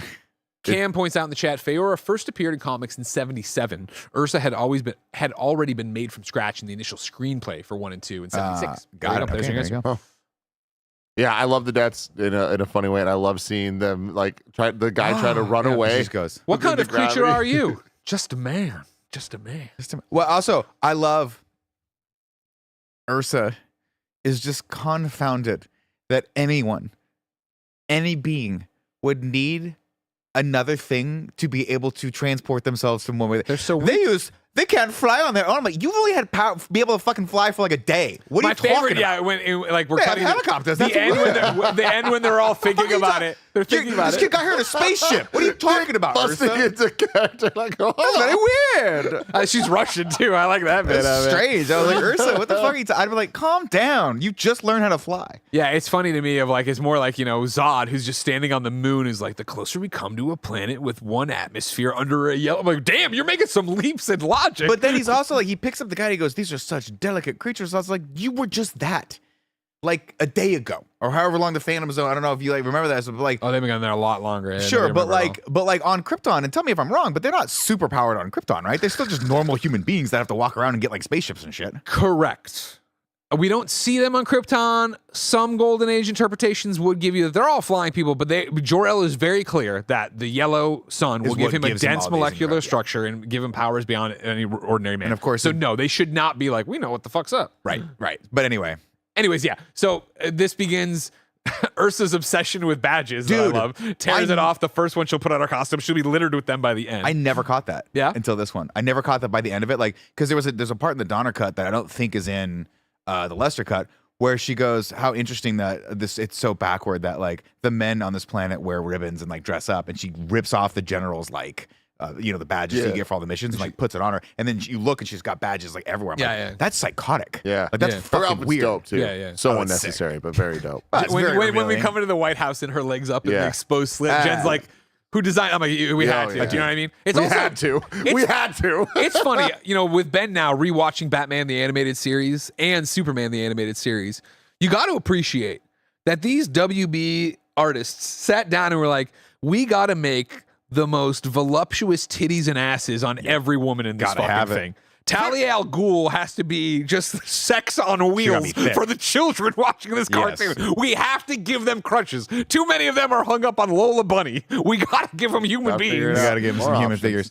I will say this: I had the hugest crush on Oh, on Sarah Ursa? Douglas on Ursa. Oh, in for, this. yeah. And then I think the only other real movie that I remember her being in was like Conan the Destroyer. Oh, really? Yeah, she was like the evil princess, I think, in that movie. And in that, I'm like, Jesus, this lady just had it back in the day. Got it right there. Yeah. Cool Greg's in the chat and he says, I couldn't tell my own life with this level of detail. Y'all don't let movies play and just zone out. I do when action happens, Cool Greg. You've seen me try to recap any action movie we do. So we kill everybody, right? I like the one where she rips off the badge and then he inflates and she kicks him, but I'm even more into Zod just throwing Boris up and then yanking the cord out And you watching didn't it see fall him. to the ground. Yeah, it's just like sad. I'm Yeah. like, fuck, dude. Entertaining wire work. I don't want to say good, but entertaining wire work. And then the Baldwin boy trying to get out of there. I'm launching. Like, what are you launching to? But he's got to do something. And they just done, crush. She's So like, that was cool. amazing. And So we cool. have powers beyond anybody. He Look said what they he were did. from this planet, from Houston. He goes, Houston. Yeah. Planet Houston. I love that. A little odd that I love that. I love it. How did they manage to land in East Houston, Idaho? I mean, I have no idea. That's a great question. Earth's pretty big. I mean, Yeah. it's like if you landed in Houston, Texas, even I'd be like, but we're in Coincidental, East Houston, yeah. Idaho. I did not As if clock there's a that. scene missing where they came down. Like, where is the There capital? of must be, Houston? right? They must have got the information somehow. I looked just at a map always- or something. That's so funny. I never clocked that they were in that Thought city. he I was just thought they there. landed in a random spot and said because they thought all the Earth was Yeah. Houston. So they Well, just and didn't give a that's fuck where they but landed. that's why it's just funny. But it's like, who cares? It's me overcritically. And then we get and- then we get the sheriff. No, we're not. Oh, We're not there you yet. got a I'm ways sorry, to I get to. apologize. We're Oh, still, we haven't done we have a Niagara lot Falls of yet. fun movie to get through, everybody. We haven't done the fucking From the here we parents of the go. year. Back to from here we go back to jail, where the guy's going on lights out. Hey, why are the lights out in cell 124 or whatever? You know what I mean? Oh, you guys are 3 seconds away from solitaire as you're looking on them playing chess, and then they steps in front of a little projector and they disappear. Step back, step in, disappear. Sirens are off. This is a seamlessly done effect for Yeah. the time period. It's Like so kudos cool. to them. They should have won an Academy Award just for this. It's really fucking cool. And then he turns around and looks like the thing that's like torturing Leia. Yeah. And Star Wars. I'm like, that's really fucking It's awesome, cool. man. I really, really liked this, and I liked them little like the cutting to them sneaking out, Yeah. and it just feels so That's vintage and two, so or Donner. so classic. I loved it. Yeah, when it's all right, go out there and get it. What am I gonna? You'll know when you know, find you it, whatever. see And before then, yes, there's a great another. I just love that Donner let the comedy. I liked his version of comedy and letting these three be the comedy. Where it's Lex and Otis have snuck out, and there's a psst, and then it's Lex goes, "Did you just say psst?" And then he goes, psst, and he goes, "Did you just say piss? No, he Or goes- did you just say he psst? Or goes- did I say?" he goes, He's like, Did you just? Psst? And he goes, no, but I wish I had before I I left. wish I would have had before I left. He's like, no, Yeah. did you? And there's this whole like back and forth before it's Miss Before Tessmacher. it's Go Miss out, and then it's Tessmacher. back to go out there and find it. They find it. Lex goes up. Otis steps on it, and I love Otis. And I was a fat kid, and I'm a fat man now. My heart breaks for him as he steps on it, and the balloon comes down. The balloon comes down. And Yeah. then Lex comes around. He just kind of looks at her. And And he does the wave, and then the dogs start barking around him or whatever. Ned Beatty And just all these enjoyed fucking it. idiot security guards don't look up. They're like, "Oh, you got a ladder, idiot. What were you going to do with that?" Yeah. Nobody looks up at the stealth balloon up Yeah. there. That, of course, is the North Miss Tessmacher. North. I love that it was her. I love that yeah, she was yeah, back. It's just Miss awesome. Tessmacher. Great stuff. Yeah, man. and again, there's more balloon dialogue with him up there in the Donner cut. had a lot more, yeah. Yeah. And it had a lot more back and forth with Vacation. them. Should I get a bikini? Yeah, No, you should get a it's like, parka. I'm thinking You about. want me in a parka? She's like, "Are you thinking about me? Are you visualizing me in a bikini?" He goes, "I'm actually thinking more about a parka." She's like, "A parka?" And yeah, You're so twisted. North- You're sick. You're sick. You're sick, Lex. Good stuff. From there, we go to the one, the only Niagara Falls, Canada. Everybody, home of Geneviève Saint-Onge. I want to go there one day. I decided watching this movie. Okay. I've thought about it before, but now this is the movie. I'm like, this, yeah, Bruce Almighty. I liked it here. Loved it. Didn't love the scene. Just love the area. You should go. I've only been one time. I went to interview. I forget the developer's name, but the guy that was making Too Human back in the day. I think. Dennis Dyack. Yeah, Dennis Dyack. It's not. I want to say Bioware, but it's not Bioware. No, Eternal. No. Shit. Well, me and Charles on yet, and I think I one don't other look at the chat. person. They'll have it in a second. We went and we flew into Buffalo, New York, instead of going straight to Canada. And then we had to pass over customs with all of our equipment. And we went to the closest customs port. And the guy's like, "I don't have the stamp for you. You can't cross over here with equipment. You have to go all the way." And we had to drive for like. That's right. Right, We had to drive. We had to drive for like 2 more hours to cross over there. It was a fucking worst experience. But Niagara Falls, pretty cool. Hilarious. Yeah. Cool. One day. We land there, and yeah, as we had said, of course, this is the honeymooners thing. I actually didn't say it, of course. I missed that. But both cuts are that Perry White's got the lead on some scam up at Niagara Falls, and they're scamming newlyweds. Is this out of worth all- your Star Reporter's time? And, I mean, Lois feels the same way, which is great. This is the cut, where like the guy comes in, smarmy little fucking bellhop, wants money from Clark, gets the whole tour. Do you want to carry her across the threshold? Lois ain't feeling it. I'm good.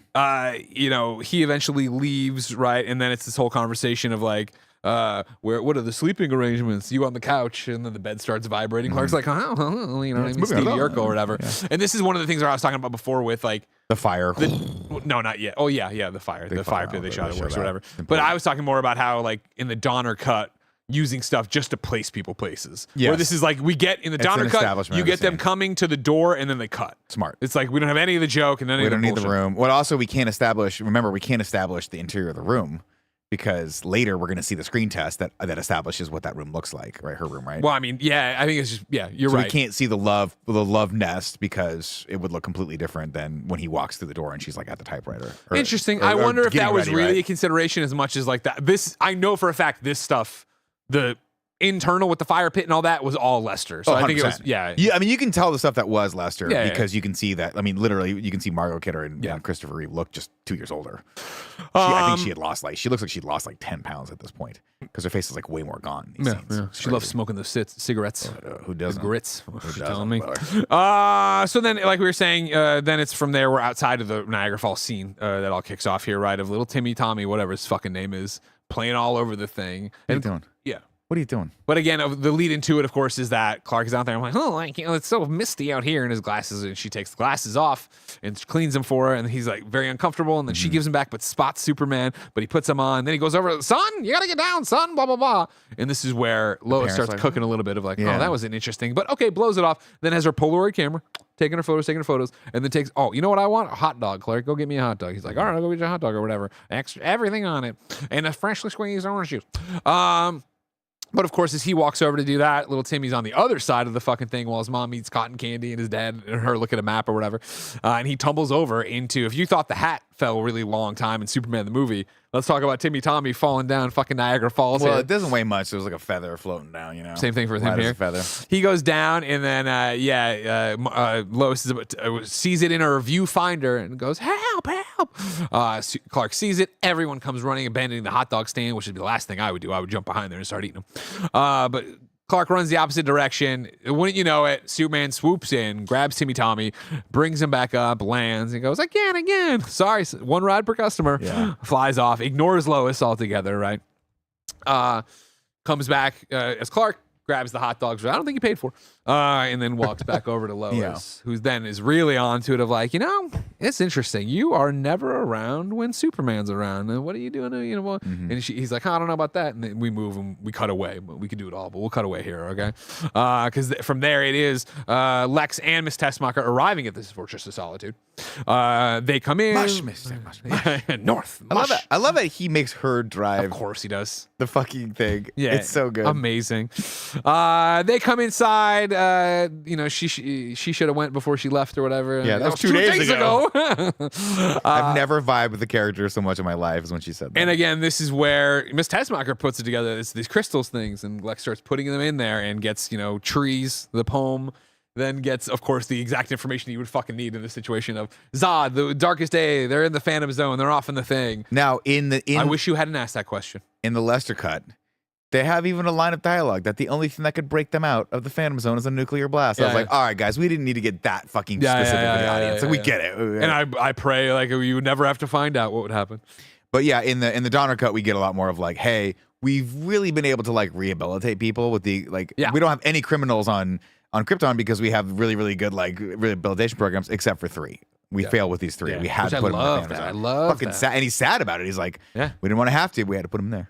And you get Marlon Brando here, obviously, instead of the mom. Yeah. Mom stuff sucked. Yeah. She did her best. It's just weird. Yeah, I agree. From there, though, we go back to Niagara, where now Lois is putting the screws to him. I know you're Superman, and I'm so convinced I'm willing to bet my life. Right. And just jumps in the water. Right. To which Clark he runs alongside it, doesn't know exactly what to do. Eventually, he just heat visions a stick. He's like, Lois, the branch, Lois. Another scene that like goes on comically long. Hated, Like, I hated this scene. I like the idea of her, but like the other version's way better. So but, much better, dude. Yeah, The it's so Donner funny version was seeing so good. Clark or Superman handle it this way, which is just not well. And like her risking herself, Niagara Falls, jumping into the wall. All of this is like, yo. I understand that he saved you.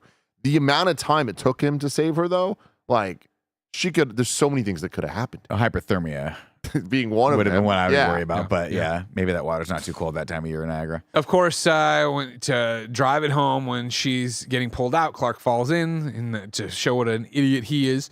And then we cut away. She's safe but wet, waterlogged, as my little my chapters of the DVD menu did. Last week, I was so sure I didn't want to miss anything that I wrote like bullet pointed, like here's like this interior of this thing, whatever, Krypton. And then when I was doing this last night, watching the Donner cut, I was like, oh man, I got the DVD chapters right here. That's all I need to make sure I don't get anything out of order. I love that. From there, we're back to Planet That's really Houston. handy. Yeah, I know, right? Planet Houston. Our villains land in East Houston, Idaho, but they land in a lake, of course. Ursa and Non landing perfectly on the shore. Zod landing in the water. What a strange surface this planet has, or whatever. Do they not have water on Krypton? And then flies himself They don't up, have walks on liquid water. substances. The guy who's on just Krypton? like fucking Ernest from Ernest Goes to Camp pours out his shit because it's like whatever. Keep fishing I now. kind of love it. Yeah. I know, I love it. This I love whole thing it. I was just like, oh man, I need this in this movie. And this shit was very cool. Him walking on the water looked dope as hell. That's a very Of course, good effect. in a hilarious love, like, okay, so you've gotten, 2 seconds of sun rays and you can breathe in space and all this other stuff. You're invulnerable already. Except for the snakes. Exactly. Ursa picks up a snake and bites like, oh, Shit. fucking bitch, and Yeah. then burns it to death. I'm like, all right, Yeah, cool. there are those moments where like Superman doesn't even get phased by bullets, but when the thing explodes, he's like, oh, Yeah, he turns away from it. Yeah, I'm like, all right, yeah. Chris, let's have another take on that where you don't give It's a like fuck. it's like in the James Gunn thing. Did you see this edit they did from trailer 1 to trailer 2, where he gets hit in the back of the head with like a can when he's walking into the building. And nothing happens to him, right? In the It's first just like, one, boom. they hit him and he blinks, and so in the second trailer, they hit him and he doesn't blink. I like a the little blink. edit. Yeah, I like it because I'd be the same way of like these fucking humans. I could kill them react, all. like, the thing is, like, you still feel it, right? yeah, exactly. And that's gonna lead us to, well, that'll lead us to. The Don't next worry about it. scene. Yeah. She heat vision. Did you see what I did to that? Yeah, and then it was Zod being a little bitch. Yeah, we all have them. Non Except for tries to do Non. it. Non can't do it. Of course. Non's a weird one. in He's this. a weird one. I He's like a very him, though. weird. I get that they need to have like some The weird muscle. comic, relief Yeah, stuff, yeah, but yeah. like he's a weird guy. Like the guy with the middle split from the first movie being this character now. I'm just like, all right, I guess we need to have somebody to try to learn to heat vision the entire movie. Did we though? No. He's cool. I like Non. He's scary. He's big. You know what I mean? Speaking of big, we go back to the honeymoon suite. Lois is very upset with herself. She can't believe she would do this. She's an idiot. Why would she believe possibly that Clark Kent could be Superman? This is ridiculous. If Perry White could see me now, she says. And then she starts flipping out that she can't find her hairbrush. What I found funny, again, in that thing I was watching earlier today, the documentary that actually had like Margot Kidder and all this different stuff in there. One of the things she talked about was the fact that to again hit this 40%. I had the quote in here that they had to, oh here we go, yeah, they had to hastily rewrite stuff and film it. And I think this is one of those that shows it. It's just like such a weird breakdown. I can't find my hairbrush, and now I've lost my hairbrush. I'm like, this whole scene sucks. This it's not great. You guys are great together, and this ain't it. This ain't the That's shit it. I want out of it, right? But of course, Clark Kent finds the hairbrush, walks over, stumbles on the pink bearskin rug, falls into the fire, shoves his hand into the fire, even though this man can move in a fraction of a second, do all Right. this different stuff. And he comes back, he's like, no. And she's like, no, let me see. You are Superman. I don't know why I did that. Maybe I wanted to. Yeah. And I like that. I like a good line. I like that line, and I like Christopher Reeve here, and I like her then when she's I'm in love with you. We need to talk. I'm in love with you. We really need to talk. Yeah, Like, cut. great line. That's a great little cut. I That's a also great do want little to throw out that one of my favorite pieces of the humor in Come on. this scene is where the guy's like when he's showing him around, he's like, we have the fire, we have the bearskin rug, and like I think it's Lois is like, it's real polyester. Yeah, real polyester. Yeah. From here we jump to very much Lester coded scenes. All this Houston stuff, I believe, I read was all filmed later on. So we get these two bungling cops Now, in the middle of Idaho. Do you know who the sheriff is? No. So again, Here we go. talking about the cameos from the first one, right? How they Yeah. wanted to put Kojak in there, they wanted to visit. This guy was the sheriff, and if I'm not mistaken, and I'm looking at his fucking IMDb right here, from Dukes of Hazzard. He would also go on to play that exact same role in Live and Let Die and The Man with the Golden Gun. They just Okay. had him, anytime they needed a Southern sheriff, they were Sure. like, get this dude, and he'll just be the same character. And so he was like Pee Wee Herman. He would just show up in things, and that was the guy. Yeah, the note I have here is the cops in car talking about the fish. These must be cameos. I don't know, the kid, I think, is just the actor. But yeah, the other cop was always one of the, dude, Dukes of Hazzard! He's always like looking for the Dukes. You damn Duke boys. Yeah. Oh yeah, they're arguing about what they'd eat and what they wouldn't eat, call 'em whatever, hippies. and then they drive. They must be from Los California. Angeles. Get out there. I do. Can we shout out for a second, though? Yeah.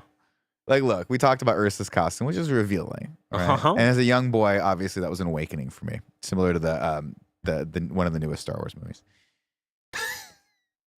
But I always was just always caught off guard whenever they cut back to Terrence Stamp, and he's just like, it's so low cut, deep V. and he's got just a little sprig of the cutest little chest hair that's popping out the entire time. I just like that. Baby. It is a good touch. They're flamboyant, these costumes, and I sure. appreciate it. They come Devil may care. out. They like the siren. This is where they were like, you know what? Rewinding time in the first movie wasn't too powerful enough. Let's also give them telekinesis out of their fingertips right now. For sure. It's like a crude noisemaker shoots himself in the chest, throws it under the thing. They lift up the car. We get it. This town's fucked. These cops are not ready for the shit that they are about to get down. Meanwhile, Superman and Lois are flying from Niagara Falls to the Fortress of Solitude. I like this. I like a lot of this. We come in there and it is like him finally explaining himself to her, right? Talking about, hey, I live a few blocks from you, actually. This is more, this thing. She goes, yeah, is this your home? And he's like, actually, no, I live 3 blocks from you. Yeah. This is where this I come crystal to jerk called it. to me. Oh my God. Yada. And I like that they get into the weeds here of like, I do, and I him think explaining himself to her. and again, where in the differences with this and the Donner cut, like I like this scene. I like it in theory. I like that he's like, I'll go get you some food, and he just can kind of collect food and like cool stuff from like all over the world. Yeah, she's like, That's really dinner. He's like, food, right? Humans need to eat. My adorable. Pet. It's great. My pet. Yeah. And then he flies theoretically like, all I'm gonna over get the a little world and he gets drunk. these flowers and then a couple things. It's like, oh, okay. Yeah. Comes back with champagne. I thought we'd do away with the. We're not there yet, but orange we get juice there. one. Yeah, Yeah, of course, okay. because he walks in, he's like, ready to eat? Meanwhile, back in Planet Houston, right? This is where They walk into the bar. Yeah. She arm wrestles. They throw the dude out. They do all this different stuff. They're fighting this cool, again, setting them up of how fragile these humans are, even though nobody's getting killed, which I don't know. But we're doing the TK. We're doing the stuff there. Again, now I'll start reading my notes since it is like actiony, right, or whatever.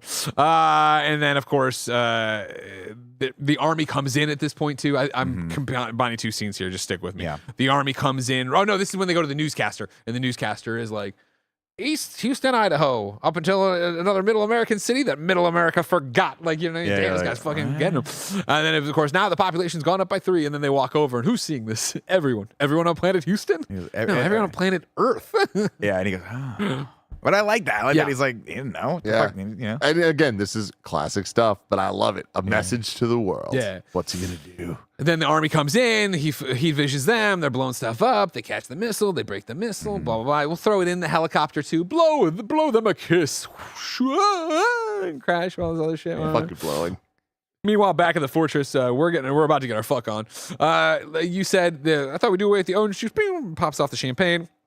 They drink, they eat, they have a great time. Lois says she's going to slip into something more comfortable. He pops on down to talk to Mom. He's like, Mom, I'm trying to fuck. Yeah, I'd really like to have sex with this woman. Is that chill? And Mom's like, no, you got to give up your powers. Right. At which point I, again, would just be like, but why? Yeah. You know what I mean? This was the part of the movie, and there's a lot around here that I had a lot of questions that maybe we'll answer. Maybe the answer is just don't worry about it. But yeah, like, why not? Like, I understand in theory the whole thing of like, you got to be a protector, you're going to be distracted and all that stuff. But like, really, why? So I think we should dial it back. I guarantee he blows a lobe like a shotgun to her back. No, Dial it back, right? I want to talk about the Donner cut here because I think we'll build up to that and it'll actually answer the question a lot better for me, at least. I don't know for you. But in the Donner cut, there is no sequence where she goes into the water, right? We don't have that. It goes for him basically flying off. She's like, Superman, it's me, Lois Lane. And then it cuts to, I think, all of the rest of the stuff. But at some point, Clark comes back into her room, and this is where we get the screen test. And you can tell it was a screen test, too, because she's actually like missing a tooth in her back. I don't know if you caught that or not. Our glasses switch because it's 2 different screen tests. Right, his glasses are thicker. They're not the big ones. He looks way younger, and she's getting ready. thinner. And he's like talking about Superman one more time, and she was like, and she goes, I know the problem. I made a mistake the first time I tried to guess you were Superman because I bet my life. I didn't bet your life. And she takes a gun out. It's so fucking good. Because again, the cutaway here is stick with me. She's just seen that thing with the thing of like, Right. oh, the glasses. Oh, you look like Superman. And then the boy gets saved. And then she's like- so she has the whole, the screen text picks up with, what are the odds Superman would Is be it at Niagara Falls when we'd Yeah. be here? Why would He's he like, be I don't know. here? Why? Yeah. And then, this whole thing of like, I bet my life instead of yours. And so she pulls a gun. And like, Yeah. Tim, I want you to watch the scene. I know you're pulling it up right Yeah. now. I want you to go watch it at home tonight or wherever. But she pulls out the gun and he does the whole like, look at me. Look, don't worry about what. Like, he does the whole, oh no, Lois, and she fires. And he does what you know from Superman 1, the movie, where he goes, boom, and immediately in front of your eyes, he goes from Clark to Superman, still glasses on, and he takes them off, and he's like, you know, if you were wrong, you would have just killed Clark Kent. And she goes, not with blanks. and he goes, and it's like so fucking good. That's awesome. And how smart Lois is, how vulnerable he is. So like, good. It is a perfect Superman reveal So- scene rather than this daffy, I fell into the fire. Yeah, Maybe I wanted to, yeah. giving Lois no agency over the matter. By the way, she's in a towel this entire time too. So you're like, there's just she's exuding this vulnerability, but then also this incredible like I gotcha, like the strength of like I reeled you again, into this she's moment. a reporter. She's Yeah. super smart. She She's does going to all get those this things she story. needs to do. She's not going to show up to Paris and be like, you said there's a bomb up there? I'm sorry, what? I didn't know that. I'm sorry, I thought I was here for a hostage situation. Excuse me, qu'est-ce que c'est? Okay. Go use a qu'est-ce que c'est. So anyway, lacking clothes here for sure. amazing, right? From there they go on and they drink and then they bang. And then Well, they he already goes- drank at this point. But in the So this is where. so in the Donner cut, before he gives up his I thought you were powers, still trying to talk about this. he bangs her before he gives up his powers. They bang, which is a big difference. Because he goes down to mom and goes, Mom, I don't know what to do about this. She goes, well, I guess you give her powers. Gives her powers, goes straight up to the love sack, the silver love sack, and they bang. Yeah. In this, they're drinking, they're having fun, and then they have sex, and then he sneaks down after that to talk to his dad, and he goes, I don't know what to do here. Like, I really want to be with this woman. And his dad's like, you can't. And he's like, but I want to be it makes me happy. And he goes, but then you'd be giving up like your purpose, your birthright, which is to save these humans and be their like, just like help guide savior. them, right? And then you see Lois from way up top walk in just wearing his shirt, like just the Superman logo. shirt, yeah. And she's watching this scene unfold, and he's like young, and you get this like shot of like when you were like 16 telling your dad like I'm in love for the first time, and your dad's like, I don't have the heart to tell you, buddy, this ain't gonna work out, but like you go do your thing, right? And they just have this philosophical conversation where he's like, why can't I be happy? Like this is the one thing I've that's been missing in my life, my entire life. Is like, yes. And his dad goes, doesn't it make you happy enough? Doesn't it fulfill you enough to do what you're doing right now? You're a fucking god to these people. Like you get to save people's lives. Like this is a sacrifice you should make. And he's like, Dad, I don't want to make it anymore. And he goes, well then son, you're fucking up basically. But like, if you want, and he grows the crystals and he goes, you can step into that, but there's no turning back. And he was like, and I hope to God you don't make this choice. And Lois is like gobsmacked by this. She's like, what the fuck is this guy doing? At this point, I'd be like, hey, BT dubs, way sexier that you can fly. But he goes, Why are we listening to this ghost? Yeah. Who cares what this ghost is that tells the you? dude from The Godfather?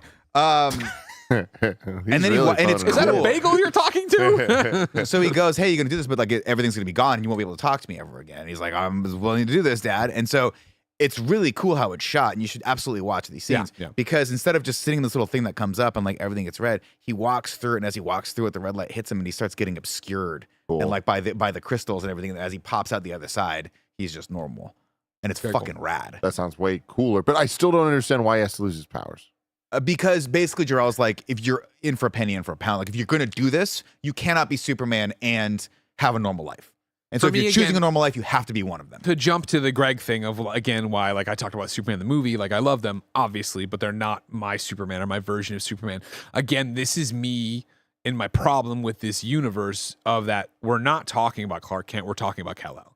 Like he is an alien. He gives Kryptonian heritage way more than he does Earth. So he's giving up his power of like literally it's just that the Donner cut does a better job, I think, of really driving home this thing that of like, you're here to be their guardian. You're not here to have a life kind of thing. Right. And he accepts that. Whereas I would buck that trend. And again, that's one of the reasons I love Smallville so much is that like Jor-El shows up as a voice and voiced by Terrence Stamp. Terrence Stamp is Smallville's Jor-El. That's does awesome. a great job through many seasons. But Jor-El, like it's funny the way Smallville plays with it, right? Because initially Jor-El is very much like, you're here to conquer these people. Like you're not here to be their savior. You're here to, and Clark pushes all that away because of Smallville, because of the Kents, because of this. And it's a very tumultuous relationship between him and Zod. If you don't know, if you haven't picked up on that, Superman 2 Zod, Terrence Stamp is Jor-El in Smallville.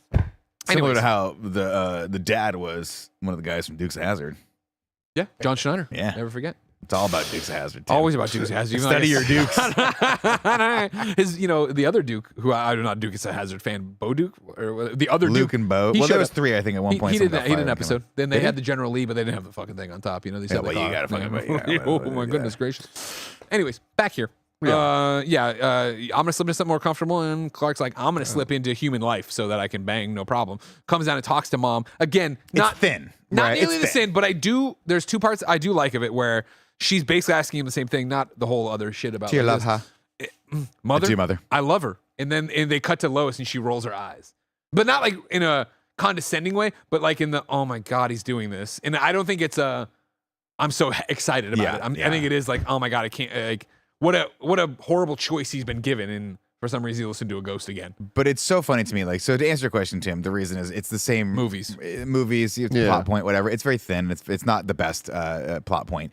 But the best analog I can think of is like, when the kid comes to you and says, "I'm moving across the country for a girl," and you're the dad, and you're like, "No, you shouldn't do that." But you let him make his own mistake. That's why he's letting him do it because he knows. So to pick it back up in the Donner cut, when he comes back, his dad's like, "Yeah, I know.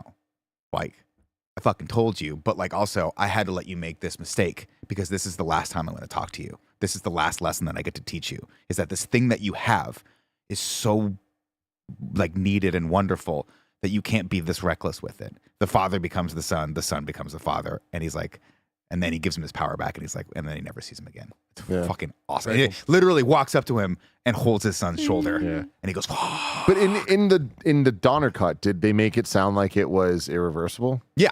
But What the fuck? Because he's testing him. Because What the fuck?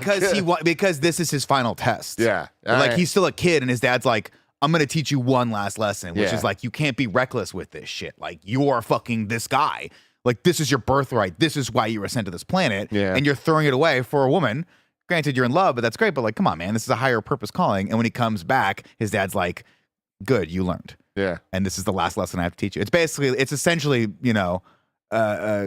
Yoda being like, "I'm gonna fucking die right now, but I taught you everything I possibly can." I guess it's Yeah. probably a poor analog. male Yeah. this Superman must be. Anyway, sorry to hammer that home. I love that. That was great. No, please. That's what people And are coming great for. sequences too. I mean, so Christopher Reeve is so much better in these scenes where he's talking to him Oh, because yeah. he's talking to him from a place of like earnest, like kid, like love, your first love. where Even he's like, "I don't know later, what the they fuck to use do." when he comes back to the fortress and finds the green crystal. At least some of that footage, if not all of it, is the Donner stuff, and you get it because he's acting his ass off. Father, you know what I mean? It's very theatrical. Little but I overacting, love, I love it. yeah. It's stages. He was a stage actor. I love it. Anyways, he goes in this. We're back to theatrical cut. Mother, I love her. We get the eye roll. He goes into the chamber. They go in and strip away him down to his fucking muscle. and Yeah, that's back up, horrifying. build him back up. They want to give the kids something to like. And when I was a kid, and even watching this now, this is the biggest problem I have with this movie, is that Lois doesn't get a say in this. Oh no, of course She not. has zero agency. You're making this massive choice for her. That's essentially being like, I mean, that is just, it's such an interesting thing to explore. Because if this were me, if I were dating Tim and Tim's like, "I'm going to give up all these things for you," I'd be like, "I didn't ask you to do that. Yeah, we yeah. could find a way to make this work." Yeah. Well, that's why it's But so this much started better. with the relationship where this guy was straight up lying to her anyways. Yeah. Like there's just also- so many but- flaws here to begin But with. it just screams that thing of like love bombing someone. Really, we just started. I'd be like, "Hey, Bo, we just started dating. Like, Yo, we don't fucked, even know but- if this is gonna work." she read fucked in poetry in once. space though. Yeah, but she's been in love with him for like a year.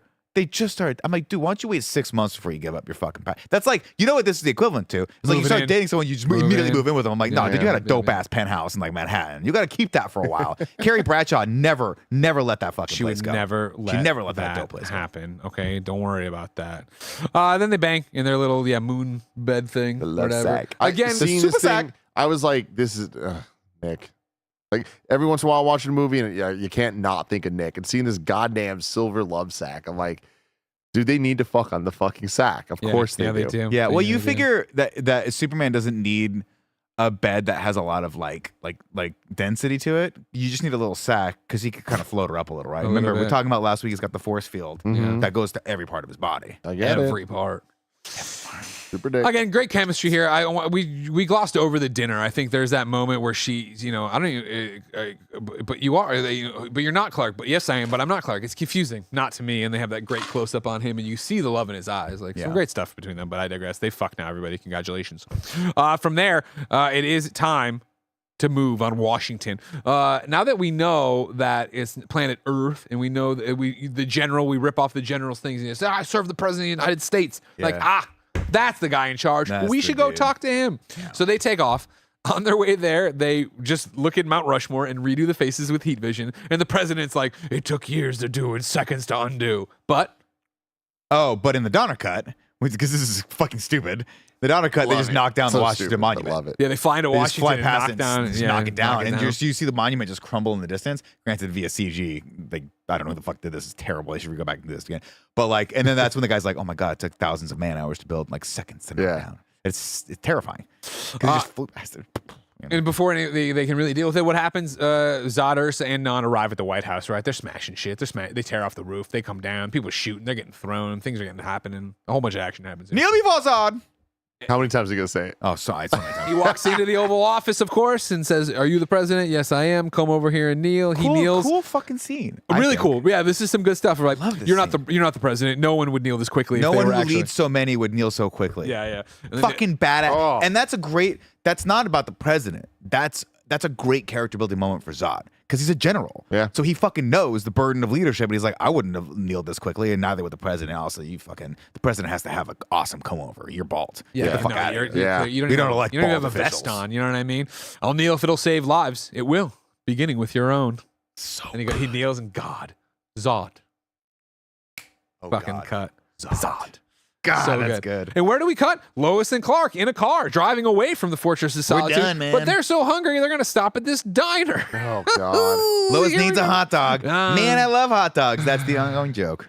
And I love how they like. She orders a hot dog, French fries, and a salad, and Clark's like, "Oh, you sure can't eat, you cow." Yeah. You know what I mean? That's not an outrageous order, Clark. She's been up in the fucking fortress getting her head banged. You know, what I mean? Let her go eat. You know what I mean? She's hungry from fucking. We've all Super been there. fucking- We've all been there. Well, no, this is mortal fucking, right? Clark, of course, has got a shit so bad though he can't even look at the menu. He's like, I'm gonna go in. I'll tell you what I want. I've later. never had to shit before. This is a new experience for me. It's like when Q fell asleep. You ever watch the Star Trek: The Next Generation? Q, omnipresent being, right? It gets thrown out of his club of the Qs that are like, and so he becomes human for the first time. And he falls asleep and he freaks out. He goes, I don't know what the fuck happened to me. Like I just freaked out. And then Picard's like, Q, you fell asleep.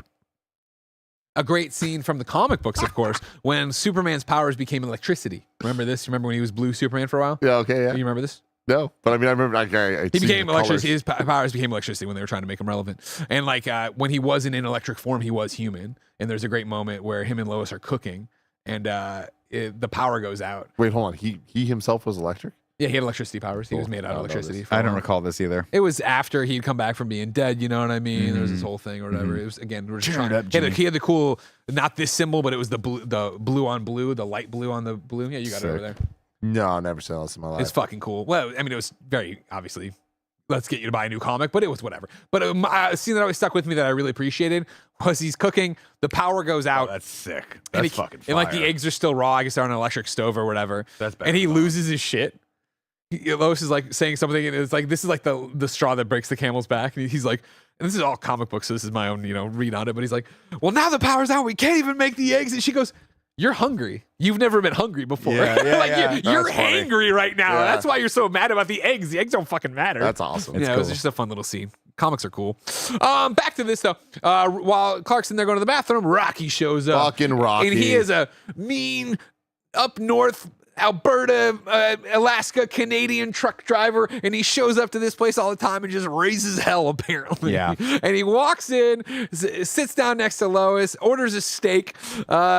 She's like, that seat's taken. It is now, doll, or whatever the fucking insult he does. Or So where you whatever. from, Toots? Yeah, he starts and of course Clark comes right back out and is like, "Excuse me, Mister, I think you're in my seat. Your seat's in there, 4 eyes." You know what I mean? Just dunking on him, Tim. Just dunking This on him. scene's wild. And of course, Lois does the reasonable thing of like, "Let's just move to another." And Clark's like, "No, I'm gonna escalate. Yeah. I'm gonna escalate right now for no reason. Well, I Even mean, though I Clark's- am well aware of the fact that I just gave up my power. But I can he's beat the shit out of not, Rocky." though. But he's not though, right? Because this is the first time he's ever really encountered something like this, and he, in his brain, every interaction up to this point, he's been Superman.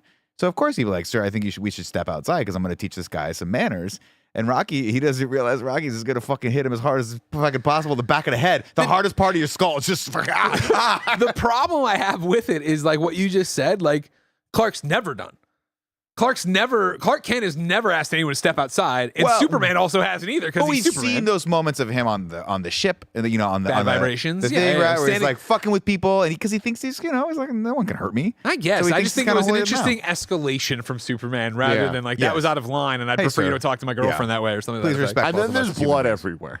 This scene We didn't gets even get, so punched much in the back bloodier. of the head, into the glass, down on the ground. Lois comes over. I think you might need to hire. Yeah, my blood. I think you might need to hire a bodyguard. I don't want a bodyguard. I want the man I fell in love with. I wish I knew where he was, Lois. You've been human for 30 minutes. Yeah. Calm The down. time it took you to drive down from the hill, right? This is. I made a terrible mistake. Again, the second you move in with her, you're like, oh no, You did such this a great. is a bad it's idea. such a great parallel to when you have, and not that I've had these conversations with Ben, but like with my own parents of like, this is a dumb thing. Go ahead and do it. Go and ahead then and do it. 30 minutes later, you show up like, hey mom, that was a dumb thing. Yeah, I made a I need dumb help choice. now. Yes. You know what I mean? I fucked up. Clark thought nothing beyond getting a piece of ass. He wanted That's all he wanted. the This vajayjay, man Tim. just wanted to Man. blow a load. You know have what I to mean? assume he never He got to wanted bang to ever. come inside a Jesus vagina. All right. Christ. This is basically like when Catholics just have to get married because they're tired of doing it in the two-hole, if you know what I mean. exactly. two-hole. God don't care about the two hole. That's what they Yeah. say. You know what I mean? That is what they say. Clark gets back up rather than just being chill and eating his Bro. fucking hamburger or whatever. He fucking comes over to swing on Rocky like Rocky's like, you don't learn. No blocks from Clark, nothing at all. Which is also I have always would he block? appreciated. I have always appreciated when Clark doesn't have his powers in comics and stuff and has to go learn from Batman how to fucking fight. Into the gut, bam, at the table. Rocky's out Head to hair. murder this man. Yeah. There's no laws in Alberta, which is where I'm casting this for Rocky's some out there reason. for concussions, Yeah, bro. yeah, He's yeah, yeah. concussing right now. And I missed the one line I did like here, whatever. Sit down, Rocky, steak's almost done. It's a Keep it minute on. steak. It's a minute steak. Fuck yeah, Rocky, you got the Rocky shit. does he have gum? It's a minute steak. Yeah, With this little toothpick, whatever the fuck he had in his mouth. yeah. God, he's such sleazy. I love Rocky. Rocky agrees to leave after getting everything done he wanted to. She says, I'll put on the tube so everybody can not stop worrying about our problems. They click on the tube, and it's the President of the United States. Everything's fucked. To save everyone, we're turning over. Superman, can you hear Help me? us, Superman. I love that shit. Yeah. It's like, dude, this is Who we is need this you, dude. Superman? There's one man that can stop you. Where is he? God, I wish I knew. Yeah. I also just want to point out. Look, I've only been to Canada a handful of times, right? And Obviously, we're, I'd not. I mean, he must be in Canada, the upper. Sure, something like that, right? Or maybe it's the upper part. I don't know. I don't know what rural America is like. I don't know what these remote areas of Canada are like. But I do remember a little thing called 9/11, right? Have you forgotten? Okay. About our Pentagon, all the loved ones that we lost, and those left to carry on. Do you remember when that happened? Everywhere you went, and every single person, that's all you were talking about? Do you remember walking into a diner and having everyone just be super fucking like nothing's happening? They have like the sign of the. Let's keep politics out of the diner. Yeah. The fact that 3 aliens. Oh no, Rocky's here. I guess I'll get his meal started. I was like, 3 aliens are assaulting the earth. They have just taken the White House. In the time that this diner scene has happened, the president of the United States has called every world leader, and they've all agreed just give up the Give it fucking up. world. We're done. And these fucking Alberta Canadians, or wherever the fuck they They're are, out for the are rest just of like, they're Alberta. your beans aren't very good, Rocky. And I don't know what the fuck, dude. It is wild. I'm like, what's I this? spent a fortune fixing this place. Well, we're all about to be the underlings of 3 Kryptonians. We got bigger Kryptonians, problems than right. how much. Yeah. Yeah, no, I'm with you on that one. It's, So, of it's course- a little tonal disconnect there. Yeah. There's a little bit of a tonal This is disconnect what there. then he's like, fuck, I made a horrible mistake. Yeah, It's he's like, I "Did got to you go back. And really she's did?" like, how can you? And he's like, I don't know, but I have to. And then for me, just the fucking mental gymnastics to make sense out of the next little bit of this movie where you went to the Fortress of Solitude with this woman to fuck. You flew Great. That's awesome. You flew around the world and got food and flowers. That's really cool. I like that a lot too. Dean Cain did it in Adventure Superman. We'll talk about that later. We then get to, though, now I will give up my abilities with absolutely no thought about what comes next, whether it be fighting in a diner or leaving the Fortress of Solitude. Right, which we But know- apparently we have a 1975 Pontiac Grand Am Great that we car. have up here in case of emergency. We will drive this to Alberta, Canada, to this place to fight Rocky. Awesome. I just got my ass handed to me. Aliens are taking over the world. I need to go back and try to fix this, Lois. Right. And Lois says with a straight face, awesome. I need to cover the story. I'm taking the car back to Metropolis. Right. And Clark doesn't go, well, can you drive me to the Fortress of Solitude first? Just- I have a fucking windbreaker, and you're asking me to walk. I'm in a members only jacket, and just Lois, no disrespect, but order of operations. If you take me back, I can get you there faster I can than get driving. you there faster, and I can get my powers back and solve this problem, and you get a cool story. But no, I always thought that was fucking hilarious. Obviously, they wanted you to have sort of like a see him struggle, and they wanted Clark to like you really feel it. You Well, of do course, when he's because like, we've "Wow." gotten 0 seconds of him being human. Yeah, You could have done a lot of cool shit with him being human. Yeah, I Instead, we mean- showed up at diner, got fucking nearly beaten to death. I feel like realized he shouldn't have had his powers taken away at all in this movie.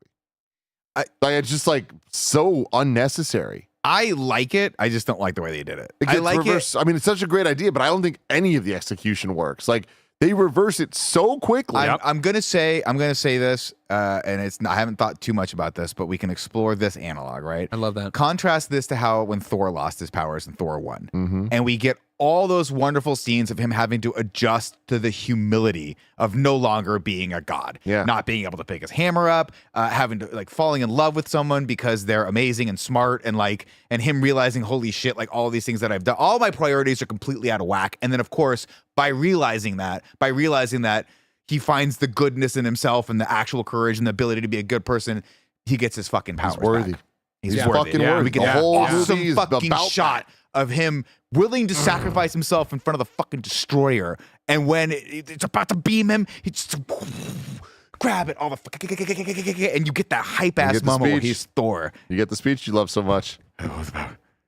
If they were worthy, they would have the power of Thor, which fucking so good. Anyway, yeah, we get this. You go, nut, give up my powers, come down the hill. Oh, fuck, this sucks. Shit, this sucks being human. Yeah. Walk back up the hill. Post-nut clarity. He gets back to the Fortress of Solitude after not being picked up by anybody, of course. Then he goes in there and we get the father. Like, also, I'm just gonna say it. Like, I've always thought Canadians were nice people, but apparently up there, not. they just let you fucking Well, this is freeze our on the side of American the road. propaganda. You know what I mean? Yeah, it's This is true. what Trump's watching and be like, we got to invade. Yeah, we gotta They own beat these up people. Superman. We got to go do Yeah, that's something. hilarious. And anyways, Lois had left the crystal next to her. He sees it, so it didn't get blown up. He picks it up. It glows green, and we cut back to Metropolis, where we are back into the Daily Planet newsroom. Perry, Jimmy, Lois, Jimmy and Perry are pacing at the exact same speed, and Perry stares him down, and Jimmy stops so that he can pace all by himself Yeah. or whatever. There's the brouhaha about where Superman is. Lois is short with everybody about looking out the window. If he could be here, he'd be here. You know what I mean? Yeah. And then maybe I skipped to it, but that happens. Instead, of course, what happens is that Luthor goes to the White House, comes in waving his little flag, right? Love it. Oh yeah. And he comes Great in scene. and explains, Great of course, scene. they want to kill him, of course, and they will do this multiple times, which I love Kill every me, time. Lex Luthor? Yeah. The greatest criminal mastermind of our generation. Instead, of course, he lays out the fact that he can get them who they want, who actually isn't just Superman. He's Jor-El's son, and I know you hate Jor-El, our jailer. Yes, of course. You can have the very prophetic you moment you wanted of your one day you and your heirs, and one Yeah. day your heirs. You can have that. It can all live out. I'm like, that's oddly specific. Yeah, I exactly. like that he refers to himself as Lex Baby. Yeah, Lex Yeah, Baby has the answer. Yeah. And again, and this is where we get that great sequence where he's Can sort I of say like, one thing, real? Oh yeah, just dude, right do there. that. It's funny. I forget all the time, of course, that my love of my life, Jen, English isn't her first language, and so she was like, "What's Lex Baby?" And I'm like, "Oh, it's like Lex Baby." If I was like, "I'm Greg Baby," she's like, "Oh, okay, thank you." Yeah. Like it Yeah. just the syntax didn't work for translation. I love everything in the scene. I love that he has his hand there on the mantle, and like Ursa just Yeah, like, yeah. he's like Yeah, pull it out of yeah. it. So you have these wonderful moments of like give and take of Luthor in the scene where he's definitely he's trying to get an angle in. Yeah. With the knowledge that you're like, okay, at some point I'm gonna figure out how to get a one up on these guys and then Yeah, control yeah, them for yeah, his own liking. And he has a great. And what do you subtlety want in that. return? I like beachfront property, Yeah. Australia. Then we go to the Lex Luthor, ruler of Australia. Yeah, we go there. They're pacing. The thing happens. Blah blah blah. Right, and then they hear rumble, rumble, rumble. It's the three Kryptonians assaulting the Daily Planet. Non just punching it through glass and throwing people around and smashing all this shit and walking into Perry White's office. Right, Zod, Ursa, they're all there. We get the most violent. It's subtle, but it's the most violent thing in this entire movie. Lois What? and Perry. Well, Lois and Perry, but Perry, like, I forget what he says, and then I think it's Non Non. grabs and just goes, bah!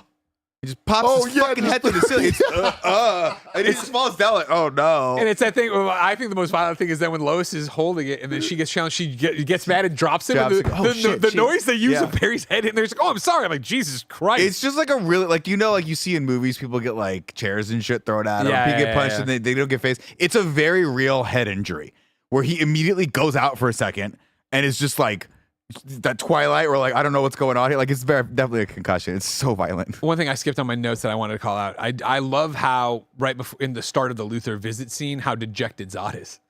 He's gotten everything he's ever wanted. The rule of everything you see. I was yesterday and the day before that. Like he's already bored being ruler of the world. Funny as hell. Anyways, though, drops that. Lex walks in, right, to be their intermediary, and I love the whole thing. It's like infinite knowledge, but they don't know how to use doors. Yeah, I don't know. I haven't figured out how to use doors. Exactly. It's funny stuff there. And they come in here, and you promised us the son of Jor-El, not these. This is the next best thing. He gives all the exclusives to her. They fly around the world, do all this different stuff. Yeah, right? A little back and forth with Ursa. Ursa's like, wow, the son of Jor-El. Yeah, well, that's right after this, right? Yeah, no. What an undemanding male this Superman must be. You could use a tuck here and there yourself, sister. Yeah, I love it. Like great stuff right there. I love that, right? And of course, this escalates then of like, okay, well now we're gonna kill Lex. Like we've gotten what we need, then we can kill Lex. Whatever. Don't kill me. They're gonna all this stuff. And then this is where you cut outside. Newspapers there. They start flagging it. Dun, dun, dun. Superman shoots up. General, care to step outside? Now, the alt line. The Donner. Oh shoot. The alt line. I got it for you. The alt line, which I like. General, care to step outside, especially because it's in the book I Am Superman. So Ben will read that part. But it also makes more sense because that's what he told the bully in the diner. Care to step outside. 100%. Yeah. That's a lot better. And so that works. But in the Donner cut, they use an alt take where he comes up and he goes, "General, haven't you ever heard of freedom of the press?" But he's also standing on the American flagpole in the Donner cut, which I don't think he is. Yeah, if you it cuts outside and he's not floating, he's just standing on top of the flagpole. Oh, interesting. And it's just fucking America. Yeah, it's America, right? So good. We needed it back then. You know what I mean? Of course. And they step outside, and now it's just a big old fucking fight. They knocked the top of the Empire State Building off, and then they caged on with it. Exactly. And I think in the cut that you watched, they blow up the Coca-Cola sign. They blow up the Coca-Cola sign, right? It's Coca-Cola. Where they get spun around. Was it Coca-Cola? That's so the big, well, not a criticism, but like is the Donner cut Coca-Cola? Donner cut's Coca-Cola, yeah. And the other ones? No, they're all Coke. It's crazy. It's Coke and Marlboro are the two massive sponsors in this. I'll tell you what, I'm a 5-year-old watch. I'm like, I can go for a cigarette now. Marlboro. The big controversy, or I guess the criticism of the film is that it's so unabashed product placement for Coca-Cola and specifically for Marlboro. Yeah, which is why fucking Marlboro definitely. Mo's just smoking Marlboros in every fucking scene, and then of course the iconic like he gets thrown through the Marlboro truck and there's Marlboro cigarettes in there that are labeled Marlboro cigarettes. You're like, okay, we get it. They fucking paid you money for this for the cancer. Wild. The fight goes, they spin, they throw, they do this. Things that stand out to me in this fight, right? Like I like I appreciate obviously the dialogue, and I like the when Zod puts it together, right? Of like, I've discovered his weakness, right? Like he cares for these Earth people. He cares about like them. Pets? I suppose so.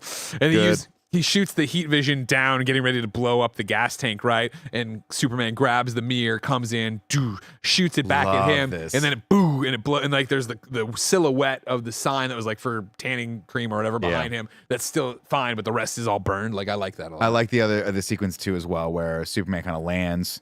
It's the kind of beginning of the fight, and they go and they like land on the construction site. And Zod goes, prepare to fucking die, and looks up and sees the big slate of cement. Just lasers it, grabs it with one hand, and you have a great moment of like just physical acting from Terrence Stamp where he kind of waits it for a second and then just chucks it and then he blows it up. Just heats it up. All that stuff is great.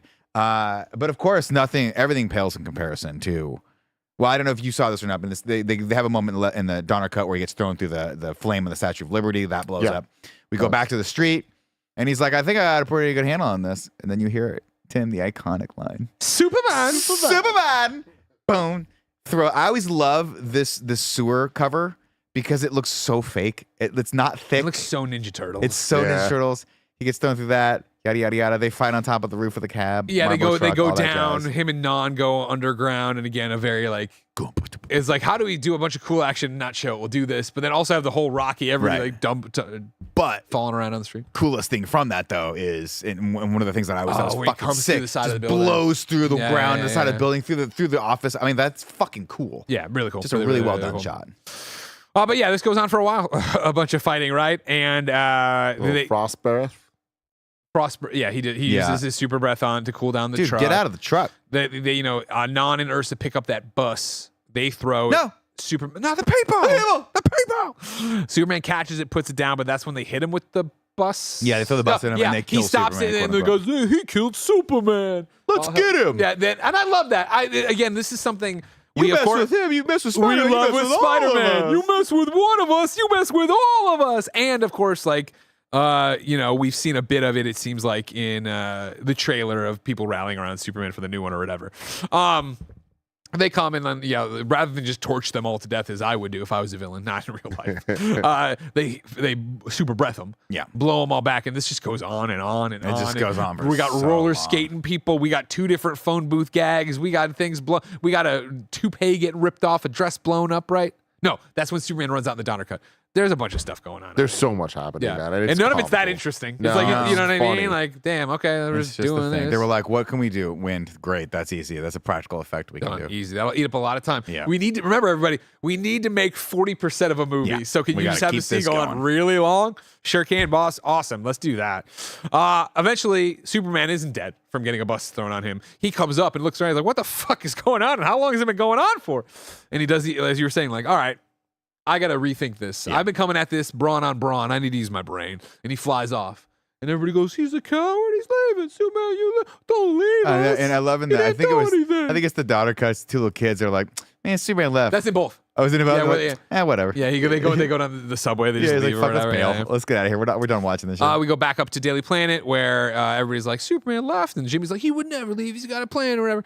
Kryptonians fly back in. They're like, "All right, cool. Well, we did that or whatever. We'll have to figure out a new plan." Blah, blah. And then Lex is like, no, I know where he lives. We can go to where he lives. Oh, okay, cool. The only man who has his address. And like, great. And then Ursa's like, "Wait, we should take him, of course, for the information, but take her too. Why not double our bets? Have the better chance hostage. of doing those Now, I stuff." love in the Donner cut though. First off, the Donner cut in this whole sequence is amazing because they set it up where Jimmy goes out for a cup of coffee for the chief. The chief gets knocked out. The coffee's there. Lex picks up the coffee and he lays in the filing cabinet. He's laying on the watches filing the whole thing go down. Which we cut back and forth to where he's like, "I didn't think this thing would go the distance," Yeah, right? yeah. But there's these wonderful moments where she's kind of narrating the fight. And it's just fucking Gene Hackman turning this great performance. And then when they get to this moment, he's like, "I know where Superman lives. I'm the only person on the planet that has Superman's address." And he goes, "I have a feeling that you want something from this." And he goes, "How about Cuba?"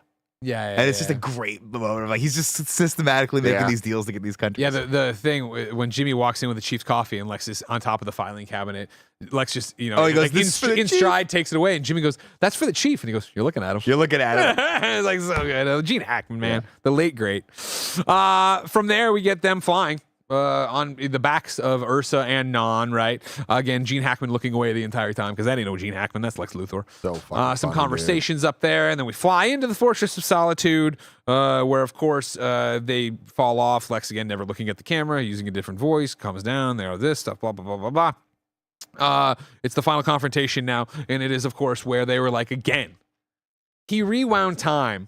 That's pretty powerful. How can Again, we do something stupid? He's got telekinesis fingers now. That's kind of stupid. Let's make him even more powerful. Let's ruin Superman for so many people. So what we'll do is have Non fly at him, and Superman will grab his S symbol and throw it as a cellophane S that will wrap around Non, putting him to the ground and just inconveniencing him. I have the Family Guy clip pulled up, but we don't want to get copyright. If you Really haven't seen it, just- do Family Guy Superman 2 joke, because they do. Where he goes, "What was that? I got you there, didn't I? That was just a minor inconvenience." "Yeah, but it stopped you for a second, didn't it?" "Yeah." Dude, like my note here is that he just threw the S. This is one of the fucking dumbest things I've ever seen. I don't care if it is comics accurate. I don't know whether it is or not. I'm sure this some sucks. stupid thing like that happened. I hated And this. again, from there, now I couldn't believe then it. it's now all three of them with their telekinesis white fingers shooting at him. Yeah. And Superman going, and then pushing it back. That what I do like, I hate all of this, but I like him pushing it back because I like Terrence Stamp, who goes, fools, take him, take him. Yeah. Like he's acting, like his hand hurts. Yeah. I assume that's Donner footage because it was like, damn, that's actually some good shit right there. But then you get the best part where he's like, well, we can't beat him because he's got the cellophane thing. And Let's we can't, all three come at him very slowly together. No. It's bink, bink, Yeah. bink, Yeah. bink, bink, bink. No, because bink, remember what bink. happens All right. he's And it's standing there super- and they go bink up on him and he goes, oh, and then he goes bink away from them and they go, oh, and then it's a bink, bink, bink. And now there's 3 Supermen or 4. Yeah, because there's one with Lois, right? And you got this moment, we always played this game in school and I was never good at it. And this is when the other 2 have already figured out theirs is fake. And she goes to hug him and it's fake. And he gets General Zod in a little chokehold, a rear naked choke. Right. No pressure applied whatsoever, No, but he's not got at him all. there. You know what I mean? And then of course they grab Lois. Of course they do. Yeah. They both and Ursa again is like, we will rip her in fucking half. Let Right. him go. Superman lets him go. You know what I mean? Okay, fuck. Well, what are we gonna do? This is where I forget how he talks to Lex. I forget why we set up this one-on-one for them to talk or whatever. Because he's gonna kill Lex too. Right? He's like, Yeah, now but that we've why- got everything we want, let's kill Lex. And Lex is like, no, whatever. And then he walks over to Superman, and Superman's like, be cool. Well, I know this is why I always liked you. You know, you always straight shoot. You knew a guy knew where he stood with you, not these guys. Yeah, okay, but be cool. Over there is a molecular them into- changer. I hate this. I can take away I their hate it. powers. And then, it's like, do you got super hearing in this one? You know, you got Yeah. telekinesis, whatever. Instead, they come over, and then Lex, of course, immediately sells them out. You know what I mean? Ah, don't get in there. It's a trap. This will do the thing. It'll take away your powers. It'll make people like you into people like me. Oh, okay, cool. Get the fuck in there, Superman. You're gonna be our lapdog forever. I Okay. always thought this was so cool, and I always thought I that I agree. was like, if Superman 3 were ever to happen, that like, wouldn't it be so cool if the whole point of it was Lex trying to reverse that and give himself Superman powers? Yeah, that'd be a good one. I thought that's fucking rad. Also, just note, so here we'll break, right? The Donner cut, none of this happens. The Donner cut, they fly in and it cuts straight to him being like, don't tell him about the machine. Like all that stuff. Like it's just a great scene between him and Zod like acting and him getting pissed and then him having to relent and obviously baiting him into this red herring, which is to get them into the thing. Of course, they put Superman in the thing. It all starts, and then we, as an audience, maybe go, "Oh man, wait a second! It's really red outside this time, not red inside. That's fucking crazy." Thing is done, but Superman's still in his suit rather than his like Prince Caspian outfit. He walks over, and Zod goes, "Finally." Superman kneels, grabs his hand, and then Let's do it.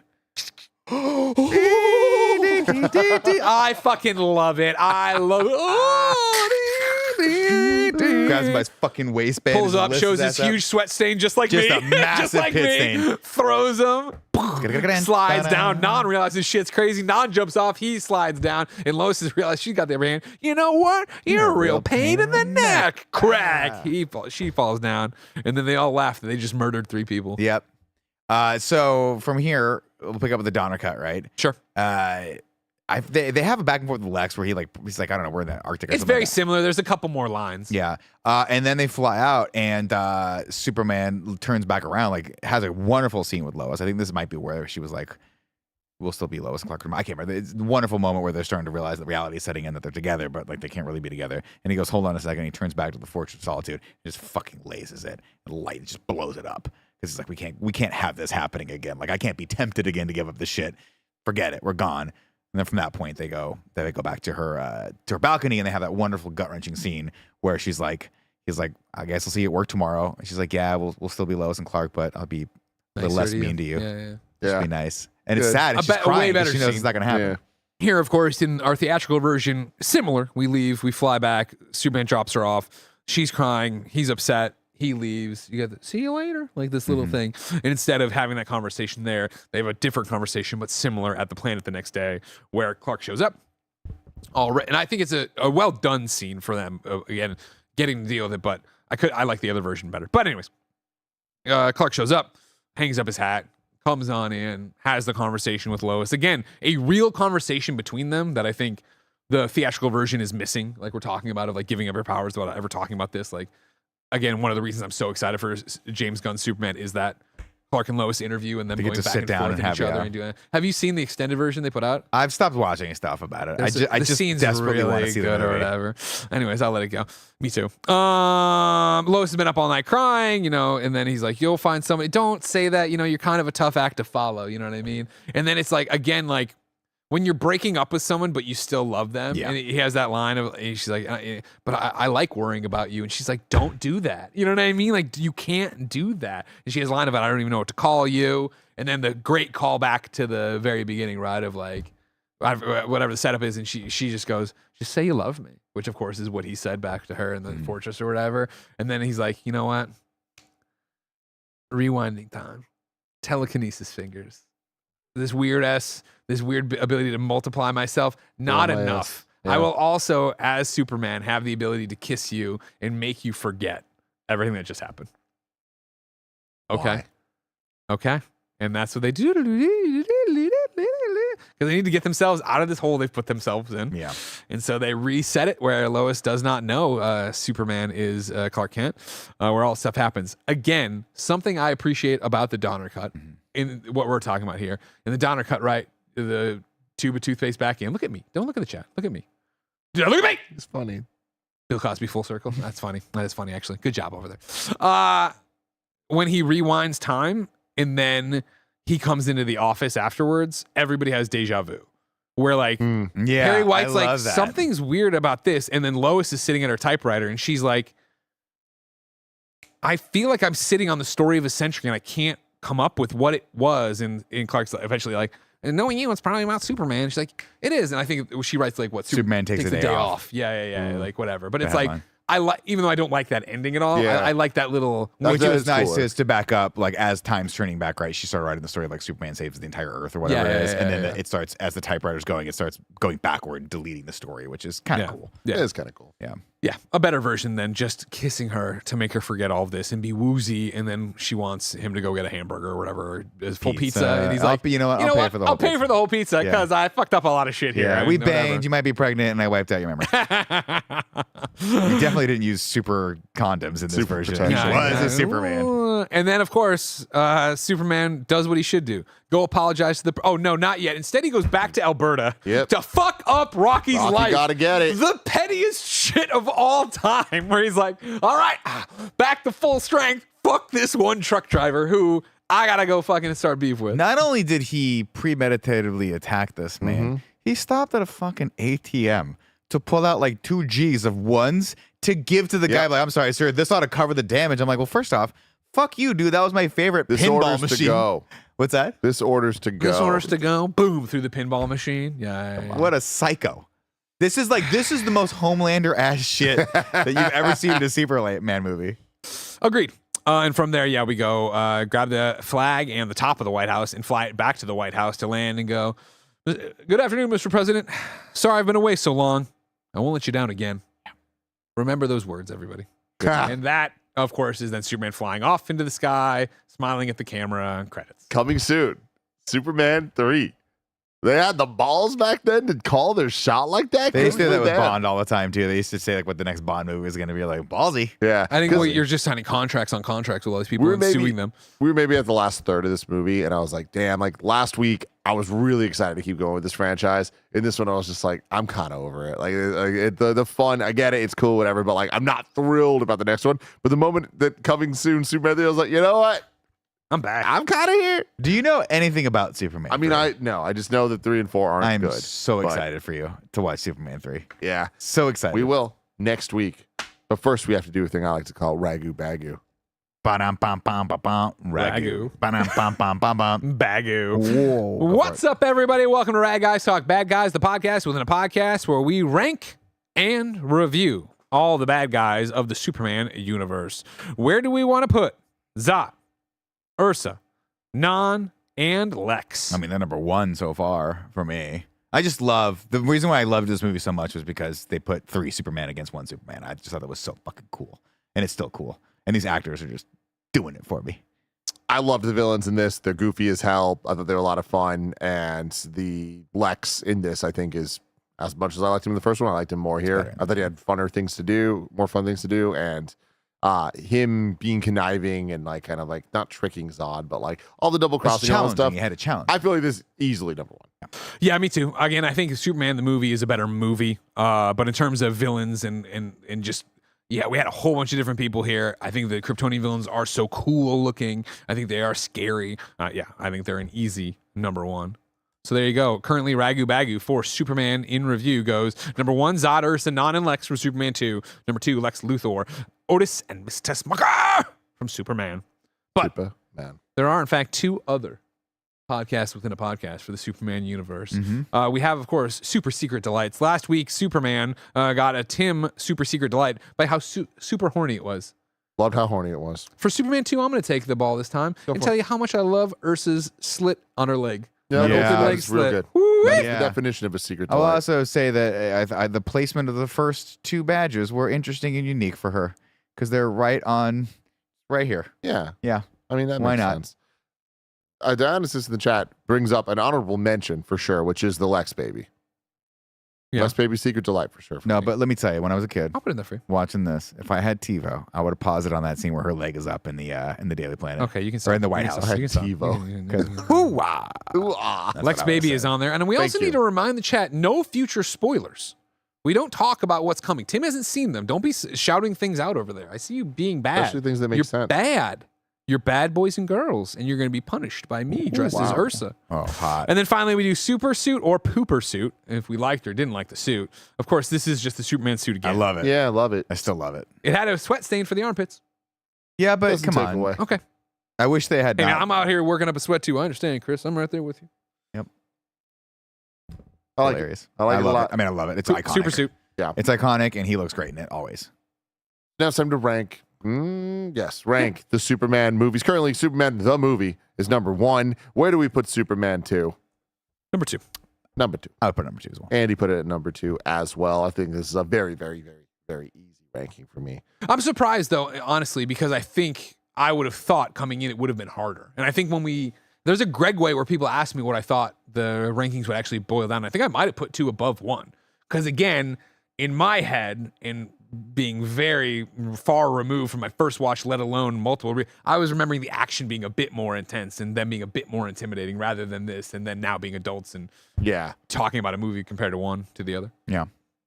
Well, next week we will have Superman 3, and then the week after that, Superman 4, The Quest for Peace. And after that, Superman. The Superman. That James is Gunn. ridiculous Yeah. that we are that close to James Gunn's Superman. Then I we're can't doing wait. Returns the week after I'm that. so just excited because of for how that. scheduling works.